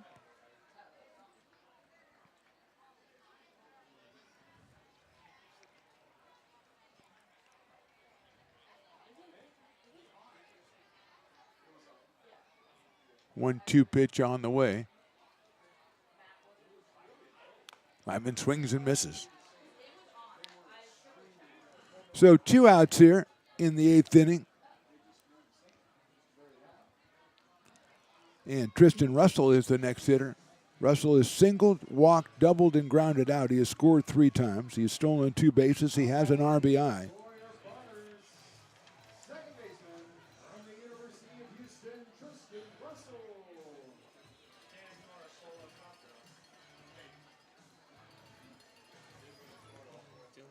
Looks like Dylan Brown is the pitcher warming up for the Potters in the pen. We may see Dylan in the 9th inning.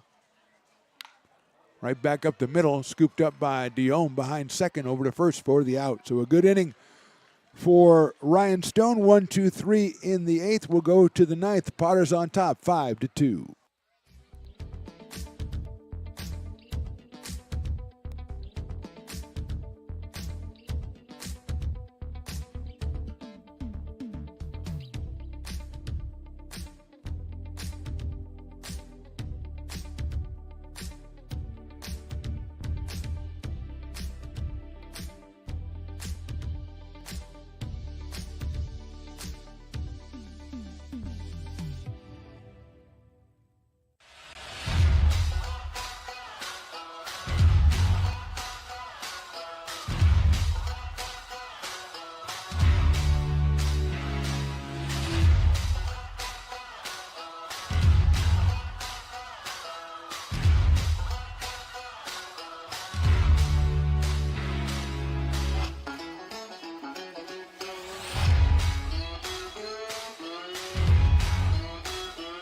When it comes to your home's maintenance and repairs, Jeffers Resource Group has you covered. Our handyman services offer a comprehensive range of expertise, from minor carpentry to drywall, electrical and flooring for property managers, landlords, and renters alike. We ensure that every job is completed to the highest standards, so you can have peace of mind. Contact us today to discover how Jeffers Resource Group can help keep your home in top shape.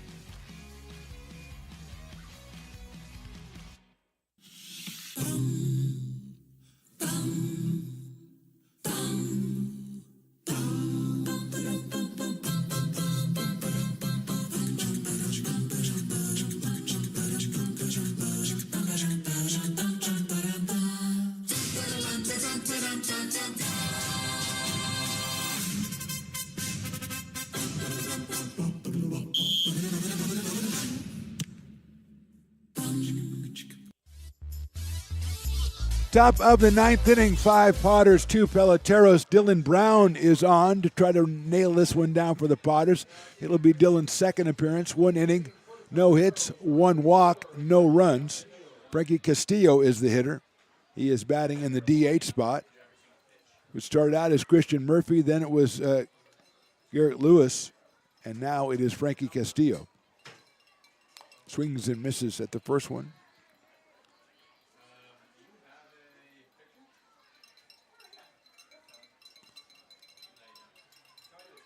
Four hits on the night for the Peloteros. 2 of them by Jason Harris. Swing and a miss by Frankie Castillo. 0-2. Dylan Brown out of Sacramento, California, and University of San Francisco. Should be Brady Fern next, and then Nick Paz in the inning for Peloteros. Brown delivers the high fastball. It's 1-2 at 90 miles an hour.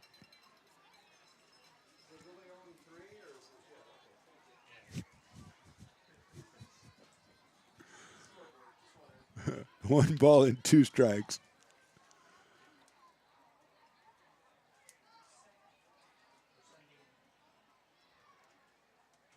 Swing and a miss. And Castillo is out on strikes.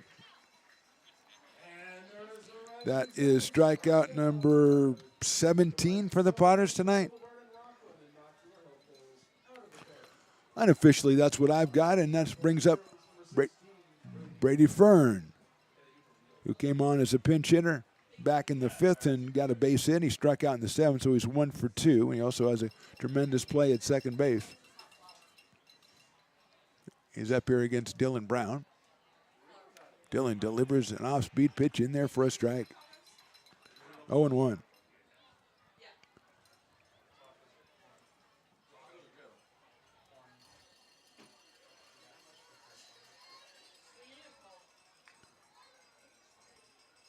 Swing and a miss, another off-speed pitch. Had him off balance right there.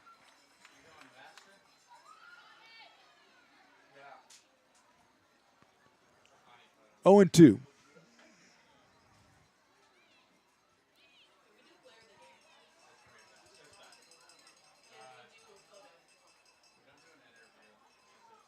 Here's the 0-2 coming up from Dylan Brown.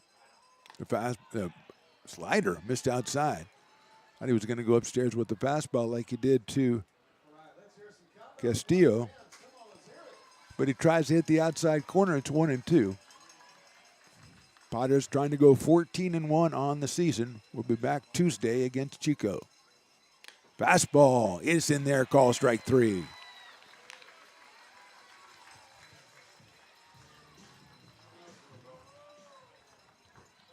So 2 outs, and Nick Paz is the hitter.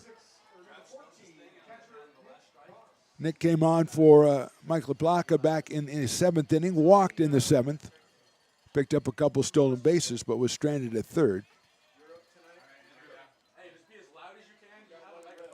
That is 18 strikeouts for Potters pitchers.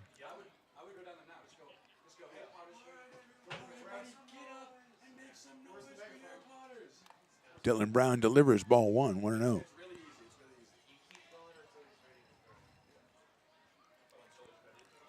Jackson Norton is scheduled next. If Nick Paz reaches base.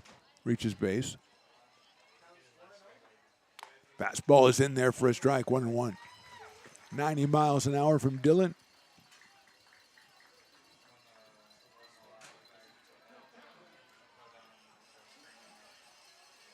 No post game for us tonight since we have fireworks. We'll be announcing a player of the game, no interview. And wrapping it up and previewing the week ahead for the Potters, as they hopefully improve to 14-1 on the season with a hard-fought win tonight over the Peloteros. But that's not in the books yet.